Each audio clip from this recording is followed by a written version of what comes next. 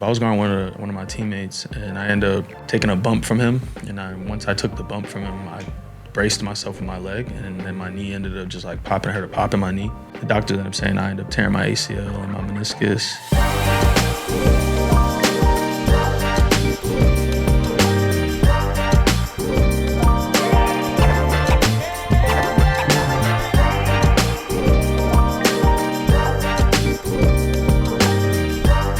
Welcome to the Tampa, Florida Pickup Basketball Podcast. I'm your host, Byron. Today we got Dominique. Yo. And Troy Holston in the building. Appreciate you. What's up, Troy? What's going on, man? How you doing, brother? It's always good to get these guys outside the gym. Yeah. So, man, we got a pretty big agenda today, a lot of stuff to talk about. Like I said, thanks for coming out. This is really an opportunity for, the city of Tampa to get to know you. Right, we all know you're a, basketball phenom coming up through high school. Had a college career that, I want you to address and kind of tell a little bit of people about. I know it, but does everybody know your story? So let's tell the people where you're from. Like where did this start? Where Troy Holston? Where's he from? So I was born in New York. I was born in Queens, New York, and I moved to Tampa, Florida here in 2008. Just leading up to moving here, I was playing baseball originally, serious. I was doing a lot of AU tournaments. What age? Going to Cooperstown. Roughly what age was that? Probably around when I was 7 to maybe 10 years old, 12 years old. Okay. What position did you play? I played third base and I pitched, and I would play a little bit of outfield. But I was pursuing baseball very serious, when I was young. And then when I did move to Tampa, that's kind of where I transitioned, just going more serious with basketball. I felt the love more for basketball. There was a more fast-paced game than baseball was. Baseball was slow. So sometimes I would get bored out there just being there for 4 hours, in the sun. I think I just fell in love with playing basketball more. And so I made the decision I was going to take it serious and, develop my game and my skill set. What age did you say, all right, basketball, I'm leaving baseball, Mm-hmm. I'm playing basketball? What age was that? Like, when did you pick up a basketball? Well, I was playing basketball. I first picked up a basketball when I was maybe 6, 7 years old. Okay. Playing in New York. Mm-hmm. And then... But you weren't taking it serious? I wasn't taking it serious. I was just, out there just to play, have fun. But once I did move to Florida, I was like, I want to take this serious. What made you think that when you moved to Florida, you felt like the competition was sweet and you could just come and... Get busy down here.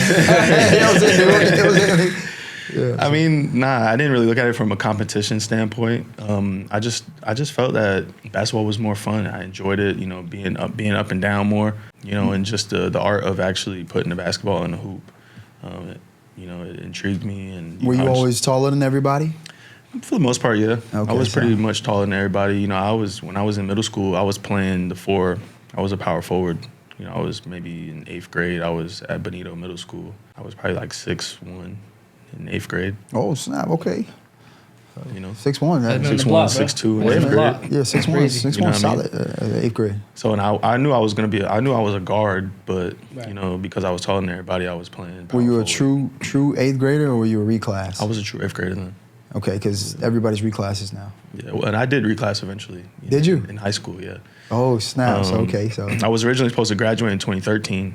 But I reclassed and went 2014. Going into high school, my first school I went to was Freedom High School. Mm-hmm. I played for a coach named Coach Pretty. Had expectations that I was going to go Division II or Division III. So I kind of was like, if you don't see me going any further than that, I'm just not going to even play for you no more. I'd end up transferring to Plant. I didn't play for Plant, but I was there for only a half a semester or a semester, half a year of my sophomore year. I ended up transferring after that to go play at Wharton High School. And so I played for Coach Tommy Tinelli at Wharton. We had a good year that year. But going into the summer, I had some schools that was recruiting me. Wake Forest had invited me for an unofficial visit, and they had an elite camp that same weekend. So they kind of wanted to see me perform while also showing me the campus and everything. This was in the summertime or in the springtime after our season was over for high school. So we had spring stuff coming up, and my coach, Tommy Tinelli, didn't want me to actually go up to take the visit. What? He told me, he was like, if you go to take that visit and you miss the spring games, you can't come back to my program. You serious? He literally told me that. What's up with these ego coaches? Kenny mess you up permanently. Where? Yeah, Ken had an issue as well. Yeah, same thing. Yeah, exactly. What's going on with these coaches, man? I don't know. I think honestly, what's wrong with these coaches? There's got to be something going on, but I think sometimes the coaches could be a little envious too. Sometimes, like, you know, maybe these coaches had obviously dreams of playing. Yeah, but and then another kid comes up, you know, doing it. Coach, right? But coach is not the right. Coach is not the right position for you. Then. Right, exactly. If you got that hate in your blood, and you don't like to see people doing well, it makes no sense, to be honest. And honestly, I experienced a little bit of stuff like just with coaches being a little weird sometimes. Yeah. So I kind of just, you know, try to do my best to channel that out. And so what happened? So you went to Wake Forest. So I did go to Wake Forest. So you ended up going, right? Okay. Right. And you said, "Bump, what are you talking about, Coach? I'm going anyway." Mm-hmm. Okay. All right. So I said, I'm not gonna. Obviously, me going to the Wake Forest unofficial visit, I knew I wasn't gonna go back to Wharton program. So I had to game plan where I was gonna be going next. After going to the Wake Forest unofficial visit and killing it in the elite camp, I ended up deciding to go play for Jordan Fair at Oldsmar Christian. He's been coaching for some time. Yeah, he's been coaching for some time. He has a great history, a great resume. The clips I've seen of him, he's like fiery on the sidelines. He is, and he's all about his players, and he's gotten a lot of players to Division I's, even some D2s, maybe some NAIs and JUCOs. But he has a great resume when it comes to developing players and getting them to, you know, certain schools, specifically Division I. He coached at Louisville, and I believe he was one of the youngest coaches at the time. Nobody has got bumped up at his age bracket. Nobody was bumped up to an assistant coach, especially for Coach Patino, you know, at Louisville.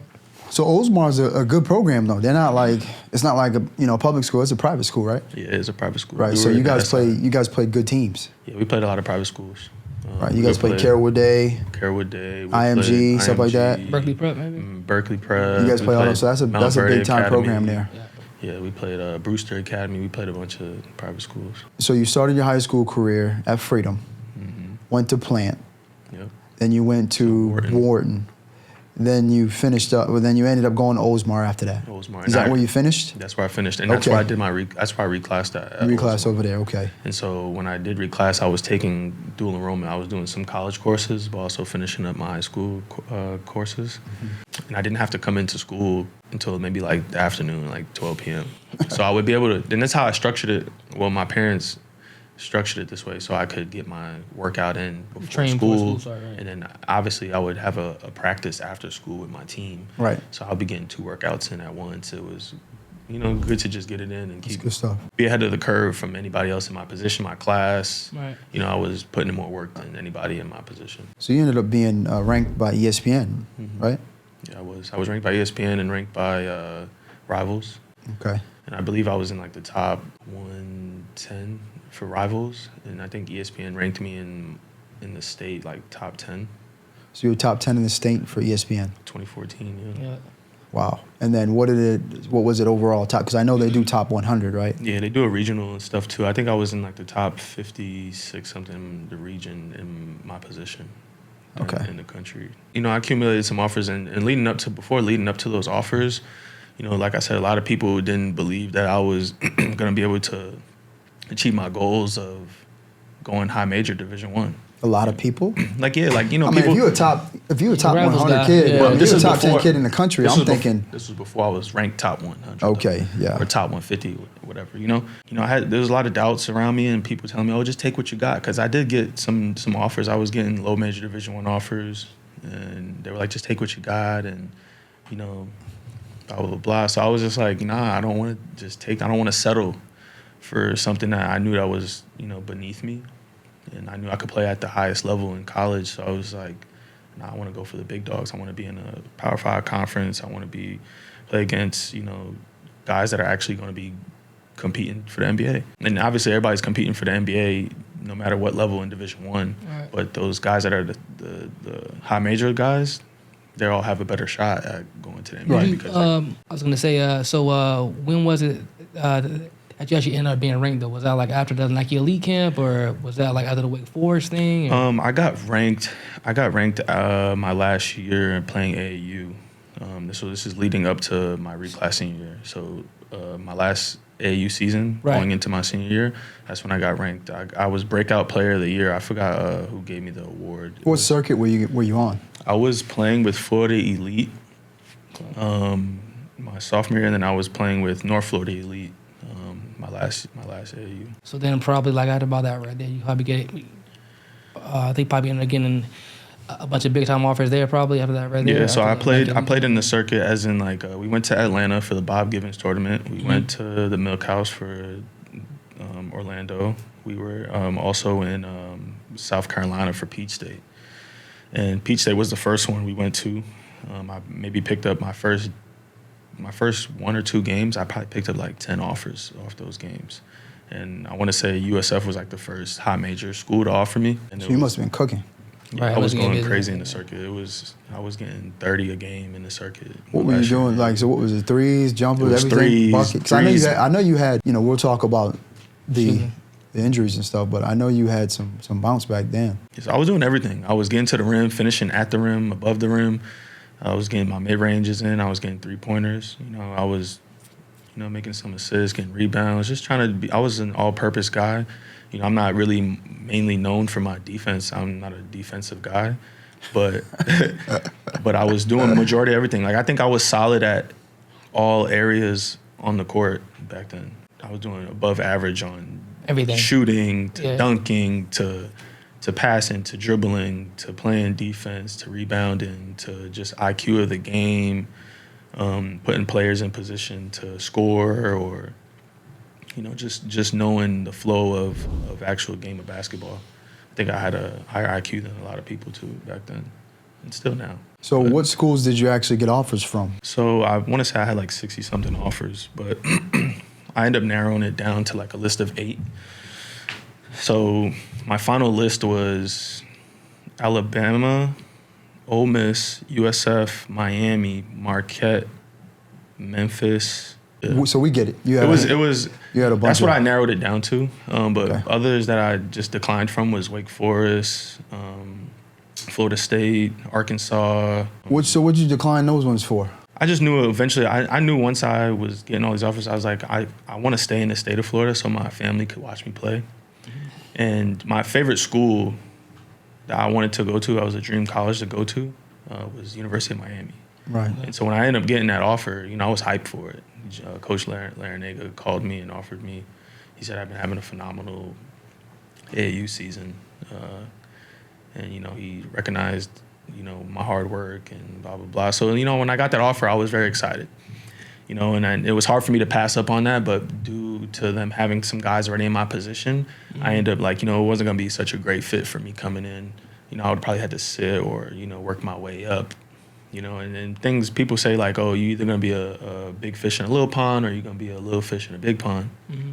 And I already knew I was gonna be a little fish in a big pond with playing in high major. But I wanted to grow into being a big fish in a big pond. And I chose South Florida because, like I said, it was home. My parents could watch me play. I grew up here in Tampa. I did a lot of my playing and how I developed from high school till now was all in Tampa. So I was like, why not just stay home and be the hometown kid? And I loved the campus. South Florida is a great school. I mean, last season they had a great year. They did. Right, so they're actually, they're on the map a little bit. Unfortunately, they didn't make the NCAA tournament Right. like they should have. Right. But, they're starting to attract some good players over there, right? So I'm looking forward to this upcoming season. Coach Amir, see what he does over there, see if they can, win some more games over there. But as far as your college career, though, walk us through your freshman year. So once I signed for South Florida, I signed for a coach named Stan Heath. And as soon as I got to campus, he got fired. So I kind of was like, all right, let me see if who we get, that'll determine if I stay or not. So I just played the waiting game. They hired Orlando Antigua from Kentucky. And his assistant coach was Rod Strickland, who was also with him at Kentucky. So I was like, these guys are coming from Kentucky. Right. They kind of got that tradition of being winners and, developing NBA guys. So I was like, why not just stay and rock out with them? And so, my freshman year, I started a few games. In the beginning of the season, I didn't start right away, but I started maybe right after our UAB game, I came off the bench. I scored 12 points as a freshman, and then I started our next game, which was NC State. Played against Cat Barber and those twins. And I ended up rolling my ankle. I ended up shooting a floater over the big guy, made it against BJ Onion. I landed on his foot and rolled my ankle, and I was out for the rest of the game. And I was actually out for maybe a month and a half, almost 2 months from rolling my ankle. I had a bad sprain. And so I ended up working through that injury, came back. So you missed a lot of the season. Yeah, I missed. I would say I missed a month and a half. Yeah. Yeah, I missed at least the rest of our non-conference schedule. Yeah, see, I hate injuries because it gets you out of your rhythm. Yeah, the rhythm, Yeah, it does. You know what I mean? It's like it just gets you out of your rhythm. It's like restarting all over. Yeah, I don't like that. It's like taking a couple weeks off from the gym. When you go hit that weight, it's like, wait a whole minute. different process. Yeah, now. this weight don't feel like it used to. Yeah, it's kind of like I had to restart over again. Dang, so you rolled the ankle, came down, rolled your ankle, you were out for a month and a half. And then I recovered from the injury, started playing again, and then, trying to work my way back into the roster, working into the rotation. We were in conference now. I think it was like in January. We were playing Cincinnati, and one of our starting shooting guards, he was out. He was sick. He traveled with us to Cincinnati, but he couldn't play because he was very sick. So they ended up starting me that game. And I ended up scoring like 18, I think, as a freshman that game. We lost that game, but it was a close game though. We were neck and neck that entire game. That's big time. It's the Big East back then too, so I know it was a crazy tough. Yeah. Well, it was jumpers, mid. What was it that you hit 3, 4? I hit a couple threes, and I was getting to the rim. I scored a couple layups at the rim, little floaters. Yeah, but mostly it was threes. Like I was just launching, catch and shoot threes or pump fake, guy jump, side step. Then from there, I kept it rolling. The next game, I would score another, 17, 18 points again. Because there was a time over the last 10 games of the season, I think I was averaging like 18 points or 16 points as a freshman the last 10 games of the season for my freshman year. After that is when the season ended. We were going into summer, and I'm getting hurt. So just to rewind real quick. So when you're scoring 16, 18 points, you score 18 on Cincinnati as a freshman. So at this point, you're thinking, NBA. I'm going to the league. I'm going to NBA, yeah. Mm-hmm. Like, this is what the guys that are going to the NBA do. Right. They score 16, 18 points. Mm-hmm. And a lot of times they're doing it when they're sophomores and juniors. You're doing it as a freshman. Yeah. So I already know in your mind, like, okay, I got what it takes to go to the league. And it gave me that confidence boost, too. Like just scoring on a stouted team like that. You know what I'm saying? Of course. With guys who actually were NBA players on their team. There was probably at least 2 or 3 guys that went to the league. Yeah, that was big time. That was big time. So, all right, so you score 18, and then you rally off, a couple more games where you do the same thing. You go into the off season. So what happened in the off season now? In the off season, we were doing some like summer workouts. I remember it was Coach Strickland. He was running the workout, and I was guarding. I think I don't know who I was guarding, but I was guarding one of my teammates, and I ended up taking a bump from him. And once I took the bump from him, I braced myself with my leg, and then my knee ended up just like popping. I heard a pop in my knee. I knew it was something that was bad. Major. You know what I'm saying? I never felt that pain before in my life. Honestly, I was just like so torn. I was like, how does this happen? I never got hurt like that even in high school playing. I never was an injury prone guy. You know what I mean? Like the little regular ankle sprains here and there, but nothing major with a knee. And so the doctor ended up saying I ended up tearing my ACL and my meniscus, and then I was gonna have to get surgery. And so I ended up getting the surgery. So you took a bump from him. You weren't in the air. You didn't come down funny or nothing. You took a little bump from him, and then your knee just... It popped. Yeah, I took a bump. Like, just like imagine you're playing defense this way. You stop him this way. Yeah. You take the bump. Brace you stop him this way. You take the bump again. As I took the second bump, I took the step back to brace myself, and my knee just gave out. It popped. I always wonder, like, those non-contact injuries or those injuries that are like light contact. Mm-hmm. I always wonder, like, is it because you're working your body too much?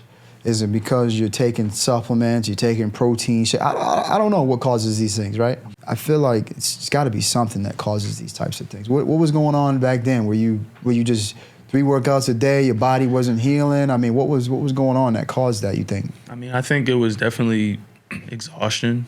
We're doing a weight room workout almost every single day, whether it was legs or arms or full body. And then we'll have a 3-hour practice. And then I had to find time to get my own workout in, you know, with Coach Strickland. And that's who I was working out with, doing my individual workouts. So I would get with him and be like, hey, let's get a little 30-minute in, shooting or dribbling or whatever. But I think it was definitely from exhaustion. Like I was just, you know, overuse, lifting crazy. Like the weight, our weight lift, our weight coach, our regimen. Yeah, like he had us lifting like heavy, like, and I wasn't lifting 300-400 pounds on my legs in high school. You know what I mean? So like transitioning into that, also with running, they used to run the hell out of us, bro. Like we used to do 20-20s, and that's 20 suicides in 20 minutes. You had your boys in shape. And you have and I ain't gonna lie to you, I was in the best shape my freshman year probably ever in my basketball career. It was my freshman year in college. I could run forever. We would do the 20-20s, and then we would do 20-22s. So 22s is a down, back, and you have to do it under 22 seconds. For the suicide part, you get a minute. So you get a minute for each suicide that you're doing. You do 20 suicides in 20 minutes, so you get a minute for each suicide. But they want you to run your suicide in 35 seconds or less. Or, you know what I'm saying? Some people would do it in 40 if it was a big guy or not, whatever. But we would do that, you know, we have a conditioning twice a week. We would have weights at least 3-4 times a week. And then individual workouts almost every day. Yeah. Then a team practice every day. So probably was fatigue and just exhaustion, bro. I was just wear and tear, not recovering properly, even though I was in there getting, you know, doing the cold tubs and getting all the treatment on my body to make me feel better and all that. But I just think they were just wearing us out a little bit. You know? Did you feel wore out? I did. You did feel okay? Yeah, I definitely felt wore out. You know, and there was some times where I would, you know, would not want to do something because of my body, how my body felt. Right. But I also had to think about, you know, my playing time and how it's going to go. You don't lose your spot. Yeah. Right. You know, so if I tell them, I'm not doing this, they're going to be like, oh, well. You're not going to play. You're not going to play then.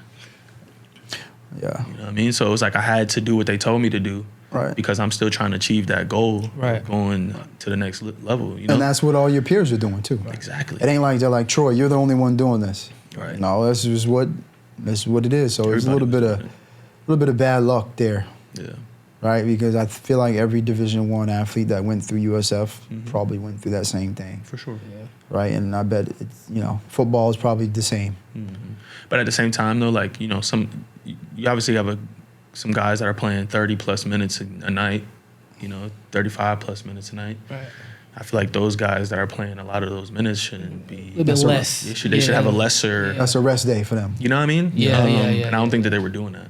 We take it for granted, but you got guys like LeBron who've been doing it day in and day out, year after year, season after season. Right, wear and tear on his body. It don't look like he got any wear and tear on his body. Right. Yeah. And that's a lot. That's like I was watching Kevin Garnett's podcast, and that's what he was talking about. Like he was like, yo, the fact that he could still go, like Kevin Garnett was like, yo, I can get out here and I can still get, you know, I can get you a couple buckets and I can still score, but to just do it night in and night out, year after year, is I mean, this man's in the league with his son. Right. Come on, we acting like this is normal, but this is not normal to see this dude in this league playing at such a high level, #1 player in the Olympics, and he's in the league with his son. Like, this is crazy. Yeah, what he's doing is rare. Yeah. Rare. It will never be done again. Right, it probably won't. I mean, you know I say this here. I mean, LeBron's, what is he, 39? Or is he 40? No, yeah. He's 39, 39 years old. I think Steph Curry's 35, right? Yeah. And Kevin Durant's 35 as well, too. Yeah. I think guys are going to just start playing longer just because that's just what it's going to be. So I think Bron's probably going to be the creme de la creme, the top of the top. But, like, guys are overall going to start playing longer and just being able to do more for a longer period of time because the game is changing. Like, the sports medicine has advanced so much. So that may be the new norm. Like, it's almost like football. Like, guys weren't playing to, like, Tom Brady playing too is 50 years old, damn near. You know what I'm saying? Aaron Rodgers is 38. I think Russell Wilson is 36. You got. I think Peyton Manning played. He was like 38 years old too. So just guys in all sports, all levels, all athletes going to be able to play longer now just because there's so much money invested into these guys now. Who's that just now who signed for like $300 million? So like these are big money athletes. So the time. You talking about Jaylen Brown? Yeah. He got 350, something crazy. Yeah, see, but the thing about that, though, is this, right? Guys have always kind of played a long time. Mike played 40. Kobe was 40. Shaq, 39, 38, 39. Like, Washed up, he was done. right, but that's what I'm saying. Like, guys have always played a long time. It's just they weren't the number one player still in the league Yeah. at 40. Yeah. That's what we're seeing. That's the difference. Like Yeah. KD, he's already kind of like, we ain't even talking about him as being the best player in the league no more. Yeah, but Right. KD's still a problem though. He's still 26. He still is, but yeah. but I'm saying you still Still a got, star. Yeah, he's a star still. Yeah, he's still young. He's still one of them guys, right? But He's dropping from that. yeah, you top. notice Yeah. it though. We all notice it, right? Yeah, yeah. You know what I mean? He's So- declining. I mean, and that's, I feel like, it's guys that are superstars, Hold to a higher standard. yeah, you hold them to a Yeah. high standard. I mean, it's inevitable for their game to decline. They're getting older. Their Right. body's wearing and That's how it tearing. goes. It's gonna happen eventually. There's nothing you can do. It's just like the guys like LeBron. He's He's God gifted Yeah, to God-gifted. his He body still where don't jump he can. like he don't He jump like he used to. Yeah, he's not He loves jumping. stubborn, So you notice that, notice though. it. Yeah, Right. that You right definitely there. notice he don't jump like he used to. And- he can still do it. And He can still give it to you here and there, but he's He's slowing down a little bit, but he's slowing down. yeah. Pause. But anyway. Yeah, but like you said though, man, like Bronnie used to be able to come in the game and just take the whole thing over. Like he controlled the whole floor of the game, dominating that thing. So now he don't do it as much. yeah, he can't do that anymore. No. So now he's just like a Jason Tatum guy. He's great dominant, but Bronny's literally, it's a matter of you out there in a whole bunch of trash. will the game It to a W, doesn't yeah. matter. Yeah, You know what I mean? he don't do that as much. Yeah, that there he can't do anymore. Okay, so if you look at it that way, you can see a little bit of decline. Yeah. So because we could talk about this But forever, yeah. for days. So you said so you tore your ACL and MCL, and just a basic workout with Rod Strickland. I ended up getting diagnosed or whatever they told me. I tore my ACL and meniscus. So I ended up getting the surgery. I had to rehab for about 8 to 12 months. They say 6 to 8 months, but About 12 months. You was out about a year. Yeah, it was about. Yeah, I mean, not until I wasn't fully confident in everything until after the 12 or 13 month. I was on the floor doing some stuff, in the 6, 7, 8 month, but I wasn't. But you weren't yourself though. I wasn't like firing at all cylinders at 6, 7, 8 months. So I was just continuing to strengthen my legs and just everything around it to support my knees. So how old were you at this time? So you did your freshman year, right at the end of your freshman year, but great freshman year. That happened. So you were what, 19, 20? Somewhere in there, right? No, I was probably around. Yeah, I was probably like 20. You're 20 years getting ready to go into your second year, but you got this injury. So you missed your entire sophomore year, right? This is my guesses. Yep, I did. I had a red shirt. Red shirt, okay. So I sat out that entire year. So 2014 to 15, I played.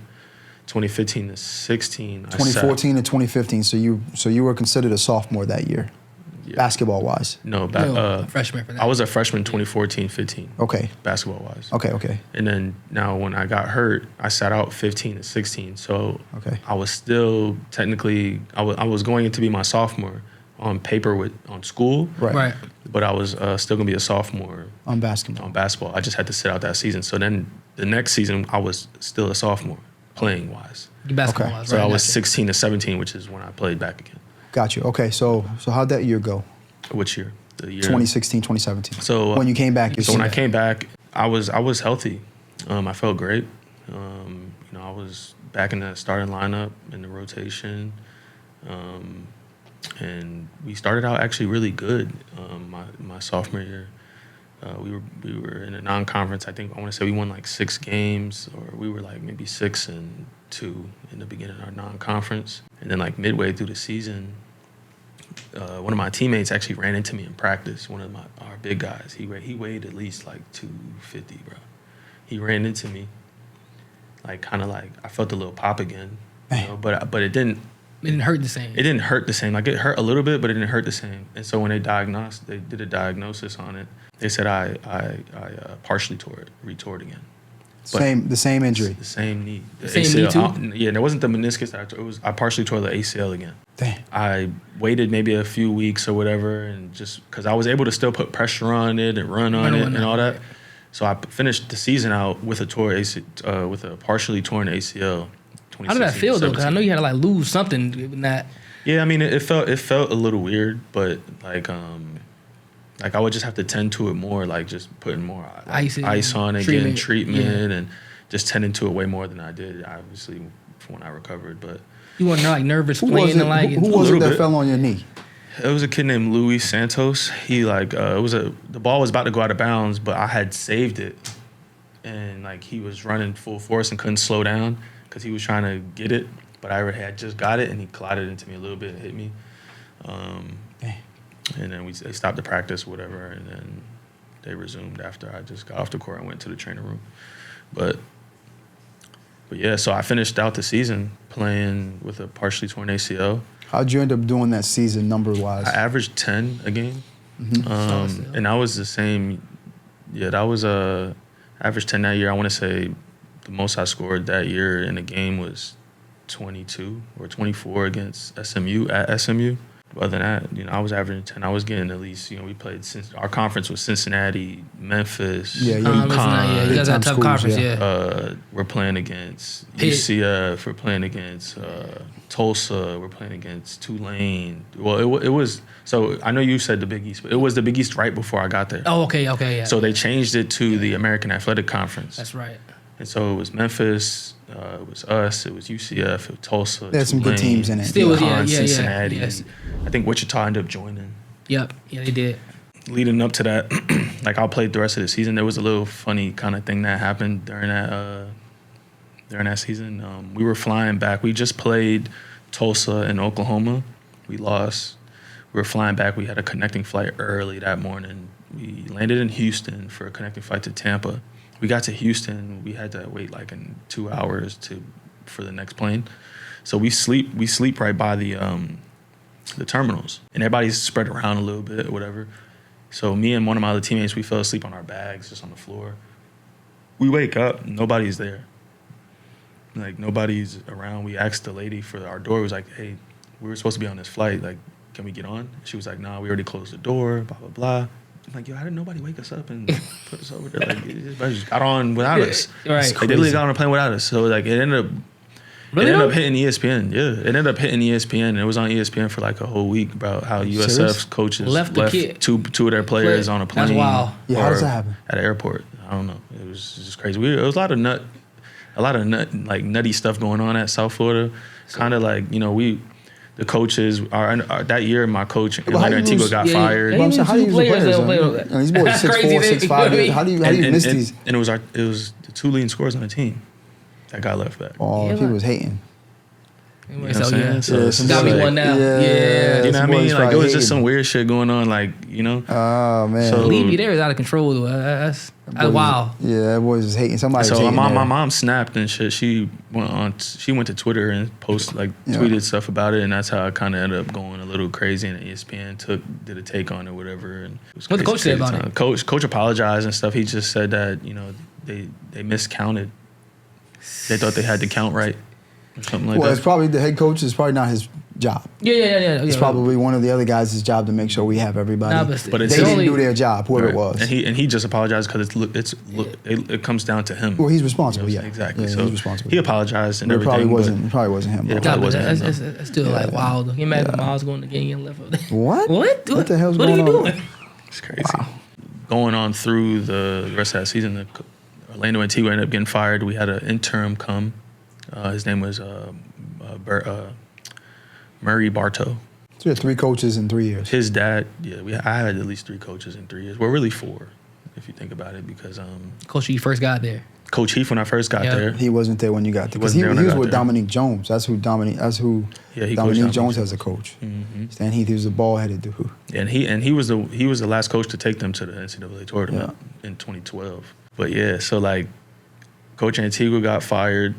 We had the interim Murray Bartow come in. His dad was a Hall of Fame coach, I guess, in college. His name is Gene Bartow, I think. But I think he was a solid coach. Mm-hmm. I just think that he got put into a tough situation. Yeah. He had to work with what he had, and he did the best he could. So let me jump back to the partial, because I want to know what happened with the partial tear. So you partially tore it, right? That's the end of your sophomore season. It's technically your 3rd year in college at that point. Mm-hmm. So what happened? You went through a whole nother rehab. Was the rehab as long? So moving forward from that, I didn't get a surgery yet after playing that rest of that season, because I was like, if I can play on it still, like it wasn't giving me no problems. Like I still played through it. End of that season, I went to Arizona to train with Mike Bibby, and that's when Coach Bartow ended up coming. Or not Coach Bartow, excuse me. We had another coach. They fired the rest of the staff at the end of that season. So my 4th year where I'm at, we had a new coach, and that was Brian Gregory. And so he ended up flying to Arizona to see me and Mike Bibby, and we were playing out there or whatever, and then came back to do summer workouts with him. Ended up tearing it fully. Same knee. What happened there? So we were doing some workouts. So real quick, before you explain what happened there, you partially tore it, right? So did you get professional advice that you needed to get it? Get it You know what I'm saying? Like, yeah. Yeah, I did. They probably were like, you probably shouldn't be playing on this because you won't tear it again. Yeah. I mean, they told me that there's a chance that it could fully tear, but they said it looked like you were holding up. It said they looked like it was holding up pretty well, because they would do like this thing where like they pull your knee. So they have it here, and they check the ACL by like going back and forth. And if it's very loose, then they know it's torn. But if it was still tight, they know it was giving some tug, like it was still solid. So is this the same place that did the initial surgery? Yeah. Man, and so, but the initial place that did the surgery was USF. USF did my surgery. Oh, man. So, I did it at the Morsani Center. So whoever did that didn't do a good job. So do you think the surgery wasn't done properly or originally, or do you think it just happened, again? I think it's a 50-50. I think it could be a little bit. And the guy who did my surgery, he was an older man, by the way. And he was getting ready to be done with, he was getting ready to retire. So it could have been that he just might have did a bad surgery. To be honest, because I don't understand how you re-tear it back again after you just got it, taking a little hit like that. Come on. Well, it probably wasn't done right. You know what I mean? And at the same time, I'm still doing running and the conditioning and all of that, so I'm putting a lot of more wear and tear on my body still. So I don't know. I feel like it's a combination of things, and it is what it is. You know what I'm saying? Like I had to just take the cards I was dealt and just keep going forward. Right. Because what am I going to do? Just sit there and cry and, be sad? Like, nah, I had to figure out, okay, how do I get my leg back stronger? And so I ended up sitting my 4th year at South Florida. I had to sit because I did get the surgery. You did get it? I got the second surgery. Who did it? It was Morsani, the same people at Morsani Center. That's a little blurry for me, but I want to say it was the same guy. He did at least 2 of my surgeries, because I did 3. I had 3 ACL injuries. Okay, so he did. But that was so he did the second one. He did the second one. I think he did the second one. Yeah. Okay, so yeah. So. Or he might have did the 3rd one, and I had another guy do the second one just because the first one retore again. I did this. I think I had a second guy. I was like, nah, I wanted this guy to do it this time. Yeah. He did it the first time, and I had another guy do it the second time, and then the same guy who did it the first time did it the third time. He did it the 3rd time on my right one, which was the first time on my right knee, though. So just so I can keep us. So where we're at now, right? I'm at South Florida, sitting out. Your 4th year. My 4th year. Third part. 17-18 now? This is 17-18. Okay, 17-18. This is your this is your junior year now. This is my junior year. Okay, so you're sitting out. You got to watch again. I'm sitting out, and I gotta like, I'm not playing basketball, so I'm a red shirt again. They gave me 2 red shirts, so I played one, sat one, played one, sat one, and so I'm sitting now, and I'm just trying to get my legs stronger, and finishing out school. I was about to graduate that year. I was studying interdisciplinary sciences. I concentrated on communication and public administration. And so I ended up getting my degree. I graduated, got my degree. I kind of sat with Brian Gregory in his office with my parents, and I was like, let's figure this out. Like, it's either I'm going to stay here and continue to play here, or I'm just going to go ahead and find a new home. And I got 2 more years to play. I got 2 more years to play. I can grad transfer, and I could play right away. And this was the time where if you grad transferred, you could play right away. But if you just transferred regularly, you had to sit. Yeah, you would either lose a year or you would have to sit. One of the two. I think it was lose a year. Yeah. NCAA is 5 years, play 4 years, right? Yeah. Mm-hmm. So I ended up coming to a decision of I'm going to leave, and I opened up my recruitment back up. And so I was getting recruited again. I want to say. What made you decide you were going to leave? Just because of everything I've been through at South Florida, I was just like, maybe this is a fresh start. Yeah, I just need a new fresh start. And so I was like, let me see who's going to recruit me. And so I ended up getting recruited from St. Joe's. I ended up getting recruited from Nevada. Got recruited from Tennessee Tech. I got recruited from some other schools. Even a couple schools in the West Coast were recruiting me out. I want to say one of these schools that I was actually going to consider, they were in the West Coast, but I can't remember the school's name. It was like maybe like Cal. It was like a Cal team or a Nevada team. Fresno State. Yeah. That's who was recruiting me. And then I ended up just committing to St. Joe's. I ended up committing there because Phil Martelli has a great tradition of winning. And he was there for years. He had, it was stable. I could see he was there for years. He coached Jameer Nelson to Delonte West to they had a solid program. Yeah, he had a solid program. Yeah, he sent guys, NBA, you know what I'm saying, to NBA overseas. So I was like, let me rock out with them. And they have a tradition of winning. So I wanted to actually win something, you know what I'm saying? I wanted to, win a tournament at least. Yeah, tournament, conference title or something. I just wanted to be a winner. And so going there initially, I remember the first practice when I got there after I committed and stuff. Originally, like the first practice we had John Rothstein come in. He was like an ESPN analyst for college basketball. After watching our practice, he did his own prediction on who St. Joe's starting five was going to be. Mm-hmm. He had me in the starting five, but asked me if I started once that year. No, he didn't start at all. Nope. Oh. And How was the playing time for you? I mean, playing time was very minimal too. I probably played, I want to say I maybe averaged 8 minutes a game. Oh, I wonder why. What was the reason you were told? They didn't really give me a reason why. So they were trying to jack the reason about my injury still. Like, we don't think you're confident still in this, that, and third. I'm already here now, man. So when they was telling me that in the beginning, so I started letting them know, like, look, I'm healthy, which was me in warm-ups or in practice dunking the basketball crazy. Like, I used to just, in layup lines and warm-ups, I used to just throw myself, oops, go catch it, dunk it. You know what I'm saying? Like, do different dunks in the air and shit. Like, and put it out in my social media, letting people know, my fans or my supporters that, hey, I'm healthy. They just not playing me. You know what I'm saying? And I think that they didn't like that I was doing that. I got some opportunities, though, where some of my teammates did get hurt that year. So I ended up having to step up, and I played. And I want to say, like, the highest minutes I probably played that year was maybe 12 or 13 minutes. That's strange. And I scored like 12 or 13 points in those 12 or 13 Did they minutes. have another guard? There was another position? I mean, was there another person in your position, another player in your position that was solid, that kind of demanded those minutes? Yeah, and there wasn't. He was there for a couple years before me. His name was Charlie Brown Jr. Okay. And he's a shooting guard. He's a little bit taller than me. He's probably like 6'5", 6'6". Mm-hmm. He could shoot it. He shoots the three. He can shoot off the bounce. He can show the catch and shoot. He can get to the rim. He's athletic. He can dunk. Okay. He can get to the rim. He had a great IQ. He was a great shot maker. So that might have been why he played. Yeah, that's who he had more loyalty towards. Right. But when I got there, that was who my best friend was down my team, which was Charlie Brown.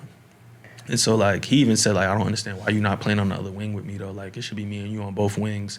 He was the point? Our point guard was Lamar Kimball. He ended up grad transferring after St. Joe's. He ended up playing at Louisville.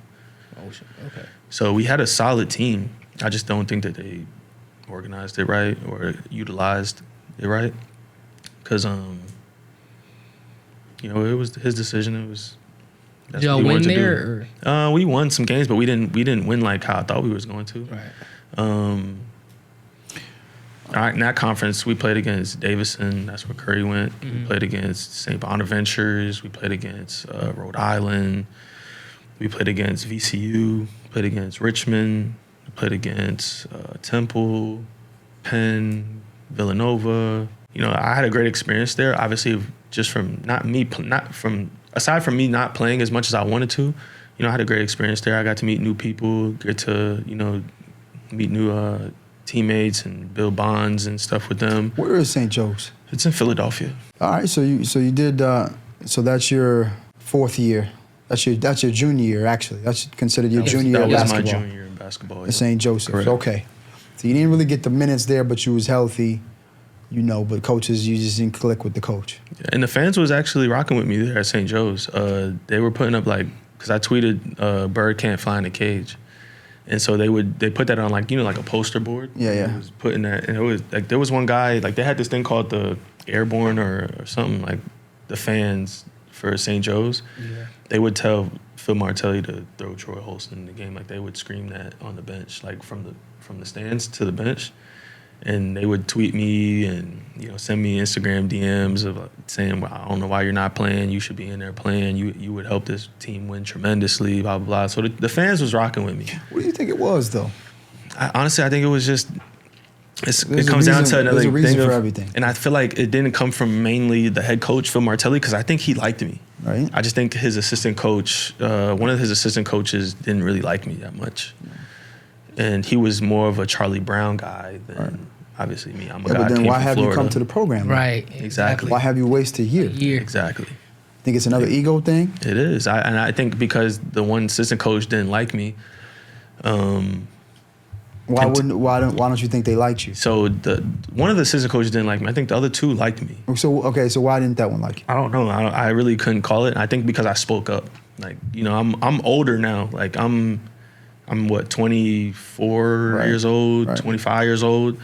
So I was more of one of the older guys on the team. Right. But I felt like sometimes they would try to talk to me like I was one of the young bulls. So I'm like, you know what I'm saying? Like, yo, like, No, I ain't going for that. like, I'm not going for that. I'm not a freshman no more. You can't talk to me like that. You gotta, you know what I'm saying? Talk to me with some respect. So I'm talking to you with respect. I expect you to do the same with me. So you gave that energy off, and they probably wasn't. Yeah, and they wasn't fucking with it. And you know what's funny too? The assistant coach that didn't like me, his daughter was working in the team. And she used to be mad cool to me, like always be mad nice and everything. Like, oh, do you need anything? Like if I needed a towel or if I needed a Gatorade or if I needed this, she was always there to be like, she wasn't like overly nice, but she was just nice to me. Like she would say hi to me every morning. I seen her or whatever in the gym, whatever. She would just be mad nice. And I think he didn't like the fact that she was nice or cool to me. You know what I'm saying? Maybe he thought I was doing something with her and I never did one thing with her. Like I didn't even see her that way. You know what I'm saying? Like, so maybe that's what he probably thought. Yeah, probably. I'm just guessing now. Like I don't know, but that could possibly be it. Yeah. I guess you can't. You know. There's a reason for everything, but you can't get inside people's head to find out. But all right, so your final year in college basketball. Walk us through that. My final year? Yeah, because that was your third year, right? That was my third. Okay, so you got one more year, right? So I got one more. Okay, so yeah. So I ended up leaving St. Joe's. Phil Martelli resigned. I guess they were either going to fire him or told him that he had to resign. So he ended up resigning, and he went to Michigan to coach for Jawan Howard. Mm-hmm. Okay. Excuse me. And so I ended up going to Maryland. I was getting recruited, and before I went to Maryland, I still kept my relationship open with Stan Heath. So I would ask him like, hey, like, this is gonna be my last year plan. Do you think you could point me in the right direction or where I can go that I could, have a successful last year, a successful senior year? Yeah. And so he ended up pointing me in the direction to go play for Kevin Brodus at Morgan State in Baltimore, Maryland. And when I got there, they loved me. They loved my game. They knew I could go, and they just was excited to have me. Blah blah blah. We did a scrimmage, a team scrimmage against each other, like when we all got to campus, and I ended up tearing this one. Oh man. So once I tore this one, had to sit, get a surgery again, go through that whole process again of recovering. When I was fully recovered, and I was back on the court for the next season, so this was 2019, or let's say I left 2018. I played 2018 or 17 to 18. No, I graduated USF 17 to 18. So how'd you hurt that one? I was going downhill, making a move. I tried to get saucy and slipped a little bit, and I ended up just popping it. Oh, okay, so I was going downhill trying to get to the rim, and I slipped, and it popped. So they gave you a gray shirt then for that year then? Yeah, they gave me another red shirt, basically. Red shirt for that, yeah, okay. And so it was one point in time where people were talking about it on Twitter, like Troy Holston's the oldest guy in the NCAA right now. And I was, because I was probably around 25, 26, you know what I'm saying, 26 years old in college, and that's untraditional. People play for 4 years. I was in college at that point for 6 years now. a lot of guys go, they leave early. Going on 7. A lot of guys that really got it, they leave early, so yeah. Exactly. So college is really a young game, especially with guys leaving early. Yeah. After recovering and everything, getting back on the court and everything, They were trying to tell me that I wasn't ready, like, cause I remember we had like a scrimmage or whatever, and they didn't play me much either there. Like, and I kind of was getting this energy from Kevin Brodus that he got some new players in after I had to sit out. He got some new players in. He got a kid from Cincinnati named Trevor, Trevor Moore. He came in, and a couple other guys. I actually brought Troy Baxter with me to Maryland at Morgan State to play together, and never got to play with him. And you know that was our goal. Like when I was talking to Troy, I was like, "Yo, Troy, just come to play with me at Morgan State. We'll rock out for our last year, bro, and we'll enter the draft and then see where it goes from there." Blah blah blah. I just never got to play with him because I got hurt. And then when I did get back on the court, the coaches weren't really like rocking with me. I remember one time in practice, the coach said, "Oh, we don't think you could run." He told me I wasn't going to be getting much playing time in the beginning because they didn't think my body was fully there yet, and they didn't think I was in shape. They didn't think I was in shape. So he said, "We don't think you can run a mile under 8 minutes." So we had a 3-hour practice. That same day that he told me I couldn't do it, a 3-hour practice, I did the 3-hour practice. And I said, "Let's run the mile right now. Right after a 3-hour practice. Ran the mile in 6 minutes, in like 15 seconds. So I'm like, so what's... This is the head coach that said that to you? It's the assistant coach. Okay. But it probably came from... It was probably all of them talking, and the assistant coach told me, like, "Yo, we don't think you could run a mile under 8 minutes." I'm like, "Y'all tripping. What you mean I can't run a mile under 8 minutes?" Like... Yeah, I'm a young man still. Like, you know what I mean? So I literally told him, "Let's go run it after practice." I ran it after practice. He timed me. He literally sat there while I ran 4 laps around the track. The assistant coach. The assistant coach, Brian Merritt. His name was Coach Brian Merritt, assistant coach. So was he another one of them weirdos, like ego guys? Nah, I don't think he's just a little weird in general, but I rocked with him though. Like, we were cool, me and Brian Merritt. Like, and I still talk to him to this day. Like, he'll call me about like random stock stuff. He knows how to trade stocks and stuff, so he called me from time to time, just chop it up. Right. So me and him still cool. Okay. But I think it was more or less really coming from the head coach. Okay. You know Do you feel like, so the third injury, right? So actually, no, that's third or fourth when you got that. That's the third one there, right? Third injury, okay. Mm-hmm. So do you feel like as a player, he lost his step or so at that point there? I wouldn't say I lost. How do you feel, like overall? Like, I wasn't confident in doing what I used to do. Right. But I could still do it, but not at the level I was doing. I could still dunk the basketball. Like, even to this day now, I could still dunk the basketball. But back then, I was still dunking the basketball, no problem. Right. Like, you know, I would still be able to windmill, still be able to tomahawk, still be able to off the 1 foot and 2 feet. Right. You know what I'm saying? And think about it. I tore ACL on both legs, I could dunk off both legs still. Anybody in your family have injuries, like knee injuries? Or? My uncle, he played... Somebody must got weak knees or somebody. I have no clue, to be honest. You know? Something. But my uncle, he played Division I baseball at Iona. And I know he tore his shoulder because he was a pitcher. But other than that, I don't think nobody really in my family had bad knees like that. I mean, because there's some people who, you know... Maybe my grandma? Yeah, somebody, bro. So leading up to that, I ended up just leaving Morgan because I left early. Like, the season I was going to actually play before my last year, I ended up leaving in December, right, leading up to, right before 2021 started. So you didn't play the end of the season? They weren't playing me, so I was like, I'm just going to prepare to play pro.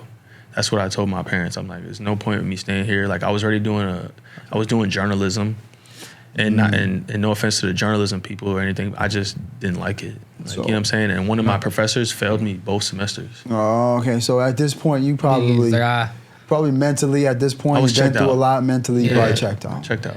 Yeah, you 3 ACL tears, an MCL tear, coaches dealing with different coaches not playing you, this, that. Yeah, I could see it probably drained you mentally. It did. I mean, it was already draining physically. Okay. You know what I'm saying? Yeah. I had to do that process 3 times in a row. Yeah, I got you. You know what I mean?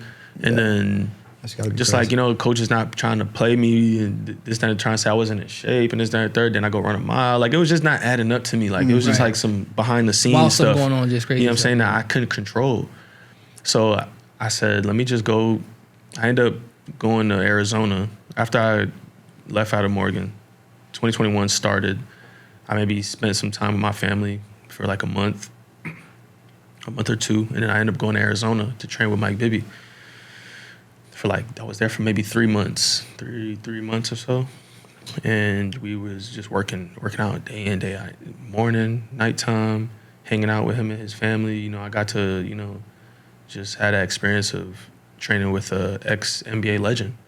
And he would teach me so much stuff about my shoe and how it was on my hand. And he actually put something on my hand because he seen like I wasn't, like he couldn't slide his I guess when the ball is in my hand, it was sitting flat on my palm.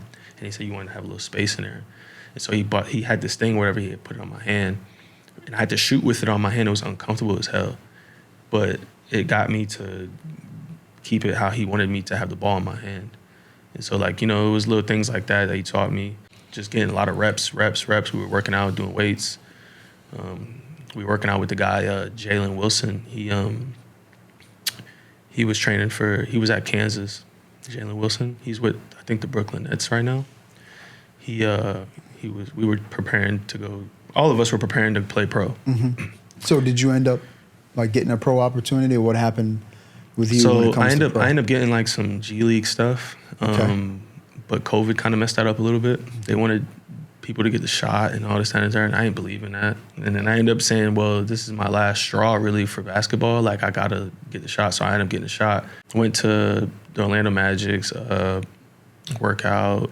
Nothing really ended up coming out about that. I missed 4 other workouts because of the COVID stuff. I missed one with the Cavaliers. I missed one with the Pacers. I missed one with Minnesota. And Minnesota was actually wanting me to come up there. Like, they were on me probably heavier than anybody else. And I ended up didn't go up there because I didn't have a shot. And when they told me you needed the shot, I only had 2 weeks. 2 weeks before having to go up to go up there. Mm-hmm. Right. So, and you know, when you get the shot, it takes like a month or so for you to. When you get one shot and you have to get the second shot, and that's like a month or so process. Yeah, COVID messed a lot of stuff up. Yeah, it messed up everything. So Orlando didn't work out? You didn't get nothing? No, Orlando didn't work out. No real traction with them? No, I didn't get really no traction with them. And so I ended up just, you know, starting my own company. I was like, you know what, let me put basketball aside. Like, it's always going to be there. Like, I had to step away from the game. So what are you currently doing now? Now that, you know, your basketball is behind you. I know you still, you know, basketball is not behind you, but it's behind you as far as a career now, right? It seems like, right? Absolutely. So what are you doing now as a young man? You're 28, 29? 29. Okay, so yeah, now we gotta get going and figure stuff out. So what are you doing now? Right now, I'm currently the regional sales rep for a commercial flooring company. And that commercial flooring company is owned by my family. So I basically bring in projects. Cool. You know, I help with anything that they ask me to help with, but my job for me to make money is to go ahead and bring in projects for them to do, and it's commercial projects. So we're talking about like hospitals to just any type of commercial spaces that need flooring. Okay. And we do specifically the resilient flooring. So that's like LVP, LVT, tile, luxury vinyl, wood. We don't really do too much wood anymore. But what's the name of the company? It's called CWA Flooring. CWA Flooring. So you're a sales representative for CWA Flooring. How long have you been doing that for? I've been doing it for about a year now, a little less than a year. Okay. In the sales part. And so far from sales, I've did about a little over $1.5 million in sales just this year alone. Nice, and you get a nice little percentage of that. Yeah, and I get a nice little commission check from it. And I got a lot of stuff pending still, like that we're waiting for. Because basically how that works is we have to get awarded these jobs. We bid a project. Mm-hmm. We tell them what number we want them to pay us for this project. And then if they give it to us, you go through the negotiation process. Right. And I facilitate the deal and all that. And so this is a family business. Absolutely. So this is something that eventually you'll probably take over. Yeah, this is my dad. You know, he expressed to me that he wants me to pass it down to me. He doesn't want to really just sell the company and get rid of it. That's good stuff. That's probably what I'm gonna do with my son. Besides that, you're also into exotics. Yeah, I was gonna jump into that. Yeah, so tell me about your exotics business. So I started an exotic car rental company called Top Tier Exotics. I'm the CEO and founder. Acquired some cars, you know, some Lamborghinis, some McLarens, Corvettes, Escalades, to you know, Rolls Royces, Ferraris, all the top tier cars. And I rent those out to service Tampa, Orlando, Sarasota, Clearwater, St. Pete, sometimes even Miami if I have a client that's needing something in Miami. And that's kind of what I do day in and day out. If people, you know, clients hit me up saying they need a car for this specific occasion, for this specific holiday video weekend. Shoot type thing too. Video shoots, you know. A lot of music video, a lot of artists, musicians and stuff hit me up for videos. I just actually... Yeah. I see you recently with a boss man D-Lo or Yeah, so I was with him maybe a month ago. How'd it come about there? His producer, Rocco, hit me up through my Instagram. Said, hey, we need 2 cars here on Saturday for this music video. Can you do it? What cars do you have available? And he specifically wanted a Maybach. Okay. And he said, and possibly a Lambo. So I said, okay, I have both of those. I got both of those. So I gave him the price or whatever for them. He said he only needed the cars for 3 hours each. I gave him the price. He agreed to it. I brought the cars up to Orlando. You know, we got there. You know, boss man wasn't there yet, but then he ended up coming out, I guess, out of the changing room. He had all his ice on and crazy, you know what I'm saying? So used the cars. I got to do a little like selfie video with him shooting in the Maybach, which was kind of cool. And when we chopped it up a little bit, he's a down to earth dude. You know what I'm saying? Like he said that he would definitely reach out to me, you know, to get any other cars that he might need, you know, down the line. I know he just did another not a music video, but he did a music video and a new song with Lil Baby right after the song I did, the song he did for the video shoot that I did with him. Okay. That song we did was called Sports Center by him. Nice. So he had the Lamborghini Huracan, he had the Maybach.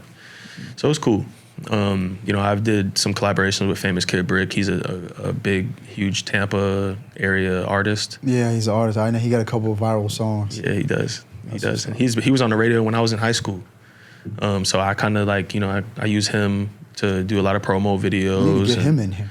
Yeah, we can get him in here. You know he'll probably turn this thing up. Yeah, for he'll sure. Have us in here he'll have crazy. you here with different artists. Yeah, that's probably definitely do that. Shout out to Famous Kid Brick. Yeah, that's definitely. But he actually helped me grow my business from the beginning because I did a promo video with him first. So we did two promo videos, and that's kind of where he got my engagement, my business page on Instagram to go up in followers. I'm still growing it. You know, I'm not trying to grow it at a rapidly fast pace. I'm taking it slow and trying to get the organic engagements versus just like, you know, a lot of these people out here are, you know, paying for engagements and bots and all that. Like I'm not into that. I'd rather the true engagement, you know, because then you see people with like 100K followers, but they only getting 2,000 views or, you know what I'm saying? Right. And so I just try to do everything organically. Right. That's kind of where I'm at now with what I'm doing. You know, now we'll get into some of the controversial stuff. Hot topics in Tampa podcast. But that's crazy. That's a crazy story, Bill. Yeah. You're still pushing forward, still to this day. Yeah, I just tried to persevere through everything that I've been through. It wasn't easy. You know what I'm saying? And for people that are watching this, you know, this interview, I just want them to know that you can do anything you want to do in life. You know what I'm saying? Like, don't let one hardship stop you from reaching a goal, because you can get anything out of this life that you want. Right. You just got to keep pushing through and push forward, because there's always going to be something, a bump in the road. Right. You just got to push through it. Yeah. It's crazy. It's crazy because, bro, that's what we've been noticing, like, with everybody that's been on here. Yeah. With Kenny. Yep. Like, it's he always didn't have story. just It's always a... Yeah. Yeah. And then if I told you guys my business stories, boy, you guys would be in disbelief, boy. Troy, I do want to ask you, so. Say you never get hurt at USF, whole career injury free. Where are you right now? I'm playing in the NBA right now. In NBA? I was going to say... I think I would have went at least first rounder. I mean, I wouldn't say a lottery, maybe, but I would have been definitely top 20. Athletic shooter. I mean, that's what it is right now. Right. 3-and-D guy. So. And I was ahead of the curve when it came to shooting threes. Like, you know, even how I got to build my skill set was when I was in high school. I was doing Florida virtual school classes like in the morning times, so I didn't have to be in school for school. So I would just literally go to the gym in the morning, train, get my shots up, make 200-300 threes, go to school, then go to team practice after school, go to sleep, do my homework. Before I go to sleep, do my homework and everything. Get back up, do the same thing the next day. You know, I was working out with Mike Frazier, he's my god brother. I was working out with him my sophomore year in high school with his dad. I got from Plant, right? Yeah, from Plant. Right, so that's why he played in the league too for a minute, right? He did. Yeah, he did. So he went to the University of Florida. He did. Yep. Yeah. He went to University of Florida. He played with Kobe for a little bit. He was with the Houston G League team. I think he won a chip actually there in Houston. Their G League team. I know he's been in Australia for the last couple of years. But that's how I kind of got my skill set to where it was. Shooting threes. I was just getting so many up day in and day out. It was just like throwing a rock in the water. Honestly, that's how I can compare it. Like I knew the rock would go into the water. Like, you know what I'm saying? Like, you throw a rock into a pond, it's gonna hit the water. Like every time I shot a 3-ball, I knew it was just gonna go in. Man. It's like, that's thousands and thousands and thousands and thousands of makes, and not attempts, but makes. Mm-hmm. You know what I mean? So it's 10s and 20s and 30s, thousands of attempts, of course, with the makes. You know what I'm saying? But that's how I got to where I was when it came to shooting. So you know what? That being said, I ask you that right now. So currently, right now, okay, would you say you're still one of the best shooters in Tampa? I am. The best shooter, or are you one of the best? I would say I'm the best shooter in Tampa. The best? Okay. You the best shooter in Tampa? I'm the best shooter in Tampa. Is there a number 2 or like a 1A? Yeah, give us your top 3. Yeah. Give us top 3. The top 3 shooters in Tampa. Top 3 shooters in Tampa. Like, we're talking about college, or we're talking like anybody like that's still playing in college right now in Tampa, or just in Tampa in general. Yeah, just in Tampa in general. Let's stay away from like NBA guys. No Trevor Queen. No NBA guys. No Barry Browns. None of these guys here. No Dallas Moores. We're talking about just Tampa Hoopers in general. I would say Pat Jackson is probably a close second. Yeah. He's consensus. He's a great shooter, and I've known him to be a great shooter since you probably first met me, Byron. When I was playing in YMCA, when you used to come up there to the YMCA 20 years ago.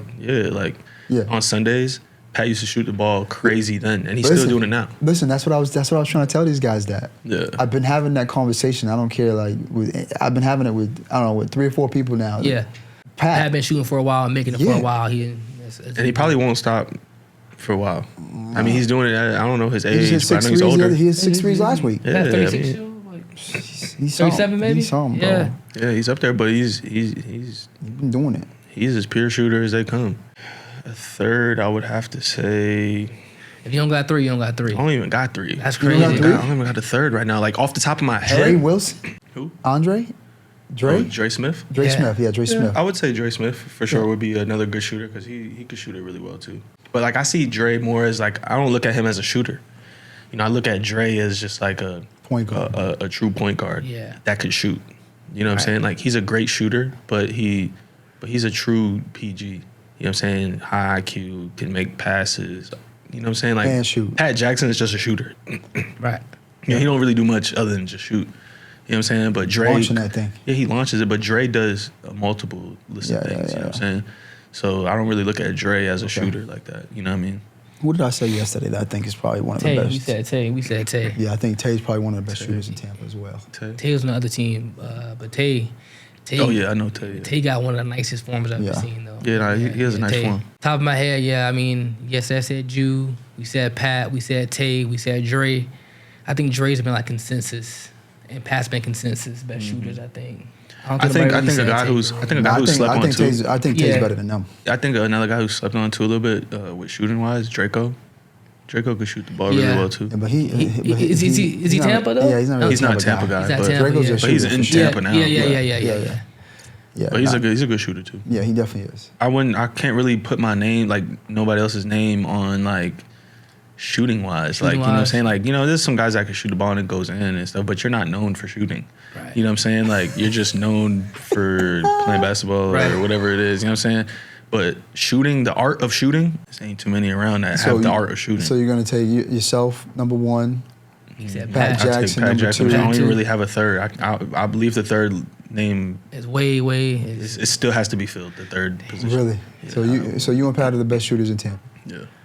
I mean, y'all both can shoot the ball. Don't get me wrong. There's no question about it. I think we got to put Tay in that conversation. You put Tay in that third one? After what I've seen. Yeah. Consistently too. Yeah. Consistently. Now the only thing I would probably see the thing is with Pat though. Pat's got to be above him because years he's longevity. doing it for years. Longevity stands for something. Years. I think, man, you got to have Pat, Tay, and Troy. You shoot it out. You got to do that there. You, Pat, and Tay shoot it out. I don't care. Shooting contest? Yeah. We could do a shooting contest. 3-point shooting contest? Yeah. 3-point shooting contest. And Ken too. I forgot about Ken. Put your money up too if you want to. No cap. Yeah. Well, actually, Ken said Anybody. it needs to be Yeah, we you. should set It that could up, be though. anybody because I was Yeah. hearing Ken say he was the best shooter too. Did he say that on the Yeah, podcast? Ken We said should set you gotta put that yourself up. in there. 3-point Yeah. shooting contest. Yeah, you can, Pat, and Tay. Dre too. And Dre, yeah, and Yeah, Dre. let's put Dre in there, too. Maybe we take the top 6 guys, Yep. top best shooters in the city. But guys to say, man, they'll be other guys, what claims to that right there. Now there's so. a couple kids. What about that kid the other day? Roland. Oh yeah, that's right. That kid's That's a right. knockdown That's right. shooter That's too. right. That's right. That's right. And then who was the other guard that they had? Blake. Blake too. Blake's another. Blake as well There's too. some big time shooters in Tampa. Blake bro. as well too. And I feel like we got the right to speak on it. Blake been shooting for a while too, though. Because come Yeah, on. yeah, yeah. But Blake- listen, we got the Blake right to is, speak on it because we've been Allen. filming all these guys. Blake Allen from Brandon High School. For Brandon High School. I've been around him. You know, I'm sure probably, you have, yeah, yeah. I'm If sure. I see yeah. him, if I see him, He's probably. a point He's guard older though. than you though. He is older than He's me. older than you though. Yeah. He's like 2010. But Roland, though, maybe. Roland was launching that thing. He Yeah. single-handedly brought them back. Yeah. And see, his is nice for him too, though. He got a nice, easy. Yeah, come on, man. I don't know. There's a lot of shooters, man. We're gonna have to do that shooting Ramon's contest. a good shooter too for a big. Yeah, Ramon. Yeah, but Ramon? Ramon's kind of like in that same category Yeah. where you said he does a lot of He different did a things. lot of A lot good of things. different Right. Like when you think of Ramon, I think of just a big body who's skilled and can do. Really, Ramon's honestly, a- I think Ramon's best skill is really his passing for real To be honest, Yeah. Yeah. and his court awareness. I think IQ for him too. He's Yeah. got a great But see, IQ. Ramon was in G League for shooting the ball though. He was though, wasn't he? Yeah, Yeah, but he definitely can. You know what I mean? He's 6'8", can handle. handle the ball. He got finish that in the signature back. crossover. Played Yeah. at Kentucky. Yeah. Yeah, no, he's solid. Too many guys could say they played at I Kentucky. think his brother might, one of those Devin might classic say- stories. One of those classic stories where the Yeah. little brother becomes better than the bigger brother. Yeah, I think that might have happened. it might happen for sure. Yeah, I think so. I think Devin might. I think Ramon's at the place where like he'll let Devin run with it too. Cause Yeah, like, it's all right, cool. because he's 36 years old. Exactly. You're right. So once you're 36, Exactly. I mean, you family and career and you done. I mean, Ramon been killing everybody in the city for years now. So. Right. But you can let that. Here you go, Let Devin Devin. You can go ahead and let his dog out. yeah. Let Go ahead, out. Devin. Yeah, take You know? over. I don't know how to phrase this question here. I guess the best overall hooper you think in Tampa, like The best overall hooper. yeah, they should play with or against. Not NBA And guys. Not NBA guys. Not Yeah. guys, not Trevor and Queen, because in my opinion, he's probably Dominique the best right now. Jones, And you know what I Dominique mean? Jones, those two are the Dominique best, Jones. right? And Barry Brown. But yeah, but not them Brown. guys. We talking about just Overall best hooper. Yeah, To be honest, I ain't gonna lie. The way Nazir been putting up yeah. numbers, big three. yeah. Like Yeah. I think he up next, man. I think Nas is right there running for that. Yeah. One of the best hoopers in Tampa right now. Yeah, You know, Yeah, I think so. he could do a lot of things. a lot of things. He could shoot the three, mid range, float game, finish around the rim, Yeah, he pass finishes it, well around the rim, handles bro. it really well, finish around the rim. Yeah, he Footwork. creates his own shot. Yeah. His own shot. Whether it's mid range, whether it's to the bucket, and it's deep threes. That's why he's having the season he's having with the big He's three. been right very successful lately. Damn, you know what? Got to just pay out. I mean, honestly, like you got to call a spade, bro. Yeah, Like, Yeah. he's doing elite shit right now. Yeah, he He's is. doing elite shit. You know what though? Not a bad trap, but I got a shooter though. Who? I mention Bryce. White boy Bryce. Yeah, He is a good shooter. Yeah, he is. He is a really good He's shooter. a really, really good shooter. Actually, yeah. Yeah, he is a Think really good about it shooter. now, We Bryce played shoot- against him a few times, I think, already so far in that. Yeah, and shooting that, He was shooting Deep. that pill. They beat us the first couple times we played him. and Bryce was hitting from deep. It's because we didn't know who he was. Yeah, He kind of just popped up on the scene. He looks bland, you know what I'm Yeah, saying? he's Yeah. a bald headed. You know We what I'm just kind of Yeah, nah. bust your ass. yeah. You know what I'm saying? Officially Inside, too. Yeah, Why inside and officially? out. You know what I'm saying? That was it's crazy. What the yeah, hell's yeah. going on? I'm on the bench. I'm like, what is going on, man? That's- Yo, it's funny to me, like, anytime you see a hooper that's just bald headed, you undermine them Yeah, man. all the way. But like if you think about it, like Dominique Jones, like I wouldn't say he's bald headed, but he's Talking Dominique Jones. He is bald-headed. Yeah, He's was- bald, right? Yeah, That's what I'm saying. But that's what I I'm mean, he saying. probably can grow hair, Yeah, but yeah. Oh, he yeah. rocks Cuts the it. ball. He cuts it. He side. rocks the ball. Yeah, But yeah. what I'm saying is, like, when you Yeah. think about people that are, when you see people that are ball playing basketball, you don't think that they could go or like could do anything much. that's Like true. you like He's you a like, problem, oh, he though. ain't Yeah. good. Like you know what I'm Yeah. saying. But they'll be sneaky on you a little Yeah, bit. yeah. Ball heads. Yeah. What else is ball to That's go funny. for real? I mean, the thing with Bryce is just so efficient. He is. Yeah. He ain't But really that's the flashy. thing, like he's not a high volume Yeah. guy. He ain't flashy. He's he going just, to take 5 threes. He's going to make 4 of them. right. He's going to get you. He's going to cut to Tough the basket. rebounds, yeah, too, he's going to yeah. get an All that offensive right there, rebound. yep. He's going to make his free throws. Right. You know what I mean? He's just very efficient. So it was like, you look at the score sheet and he's got 30. You're like, It's a quiet 30, but he's just been making threes. Right, Yeah. So that's what happened to us. Again, as far as best players go too, Nas is a great choice. I would probably say Nas too, but I think Devin too, man. I ain't gonna lie. I was gonna pick between. It was either one of them. I took Dev get better and better whenever I see him play. I ain't gonna man. lie. I'll probably have to put them at a tie right now because I ain't gonna lie. The way, like I don't know, like I don't know, but like Dev's been hooping. Yeah, he has. I ain't gonna lie, he's been like the same way Nas has been hooping, and Nas has been unstoppable. Right. So Dev has been been unstoppable too, the same way. yeah. Like, and I would love to see a 1-on-1 between them. Who do you think win that? I think Dev. You think Devin? I think Dev. No. Think Dev? Do you? Dev. You think Nas? You gonna just give up Nas like that? I don't want to just give up Nas like that, but I just think Dev, because like Nas is more of like you see how Dev got that energy, like you know what I'm saying. Nas don't got that energy. Yeah, but Nas is a little more quiet. Yeah, you know but, what I'm saying? yeah, he's quiet. But that I don't mean- feel like Dev might overpower him and like might just like get in his head. Yeah, but you can't Nas is a stocky dude too. Nas is big too though. You I don't can't think just. you're gonna out. But Dev's bigger than him. He's bigger, but you know what I'm saying. You ain't gonna just muscle like Dev. He would muscle us. Yeah, But he ain't gonna just he muscle must- Nas like right. that. It'll be a good 1-on-1. I'm Game sure. to 12, what's he gonna be? Game to 12, I Yeah. think it's like a 11-12 or a 10-12 11-12. Devin maybe, or it can either go either way, You 10-12 think Dev so? or 10-12 Nas. I think. Because I think I on don't the know. defensive end, Devin's gonna hold it down, and then Nas can defend too. At the same, they're both. I think they're both very similar. Right. Yeah. One's a lefty, just one's a righty. Right. Yeah. I think we need to set that matchup up. I don't think I said. That would be good. That would be a good 1-on-1. This is one of those matches where I wouldn't bet no money. I don't think that'll Yeah, ever you have to happen. stay I silent. wouldn't feel comfortable Nah, betting I no wouldn't. money. I would not. Yeah, I would stay silent. I on think that too. Dev will probably like do better going downhill because he's got a body, but I think Nas is a better shooter from three. though. Yeah, he is Yeah. for sure. So, Absolutely. but just I would never want to bet on that. Right? It's a crazy game to watch right now. That is. If you had to bet, who would you pick? I wouldn't do it. If I had to bet, bro, you said you wouldn't bet just now. Who you If talking you about? had to bet, who would you pick? He just If said I had to bet, Just- I'd probably have to go with Dev. No. You have to go with Dev? I'd go with Dev, You know what? bro. I'm gonna say. Like I would just go. I'm gonna go with Dev purely off of because I think Dev will get into his head because Dev is a shit talker. You know what I'm saying? He's gonna intimidate. He has a little bit I of don't think intimidation that's what- Nas comes from the factor. street ball. I don't think that's that's cool. cool. I I mean, mean, I mean, yeah, that's he cool been in too. that. He been in that. He ain't Yeah, gonna. that's cool. But I just think that Dev might get a little over on Nas. That's all I'm saying. Like I'm not trying to knock Nas on anything. I think Nas is a great player. Okay. I originally said Nas was the I'm gonna best player. say. But I'm gonna say the eyes. You know what? Because you know what, man. I think the three ball gonna really help. make a difference. Yeah, three I mean, ball, I think man. so too. Yeah, the It three could. ball gonna hurt you, man. It could. But I think if Dev was to play him up close and make him get to the rim and make him make tough shots, I think it'll be tough. It'll Yeah, be tough that is for true. what's it Because called? knocking, yeah, he can really body him for like that. Exactly. You know what I'm saying? So like, see, and Nas couldn't do that to him on the other end. Nas wouldn't be able to Nas can play him fair because why? He's not too much. Dev is not a greater shooter than Nas is, so he could play him honest a little Right. bit. But once Dev's going downhill, it's hard to beat Yeah, him it's over downhill. with. Yeah. You know what I'm saying? Euro step, hit you And then with a like shoulder, Dev's super finish. skilled too for real, man. Like He Dev is. finished both hands, everything. He finished so both he- hands. Yeah, you know what I mean? So yeah, Dev's also super skilled too. So yeah. Yeah, I just think it'll be good. I I've known think Dev. I might have to take. I don't know. I've known Dev longer. I might have to take. I'm gonna Nas toss up. I one-on-one. don't know. I was Me and Dev was playing in Tampa Bay Warriors when we were young, like 7th, 8th grade.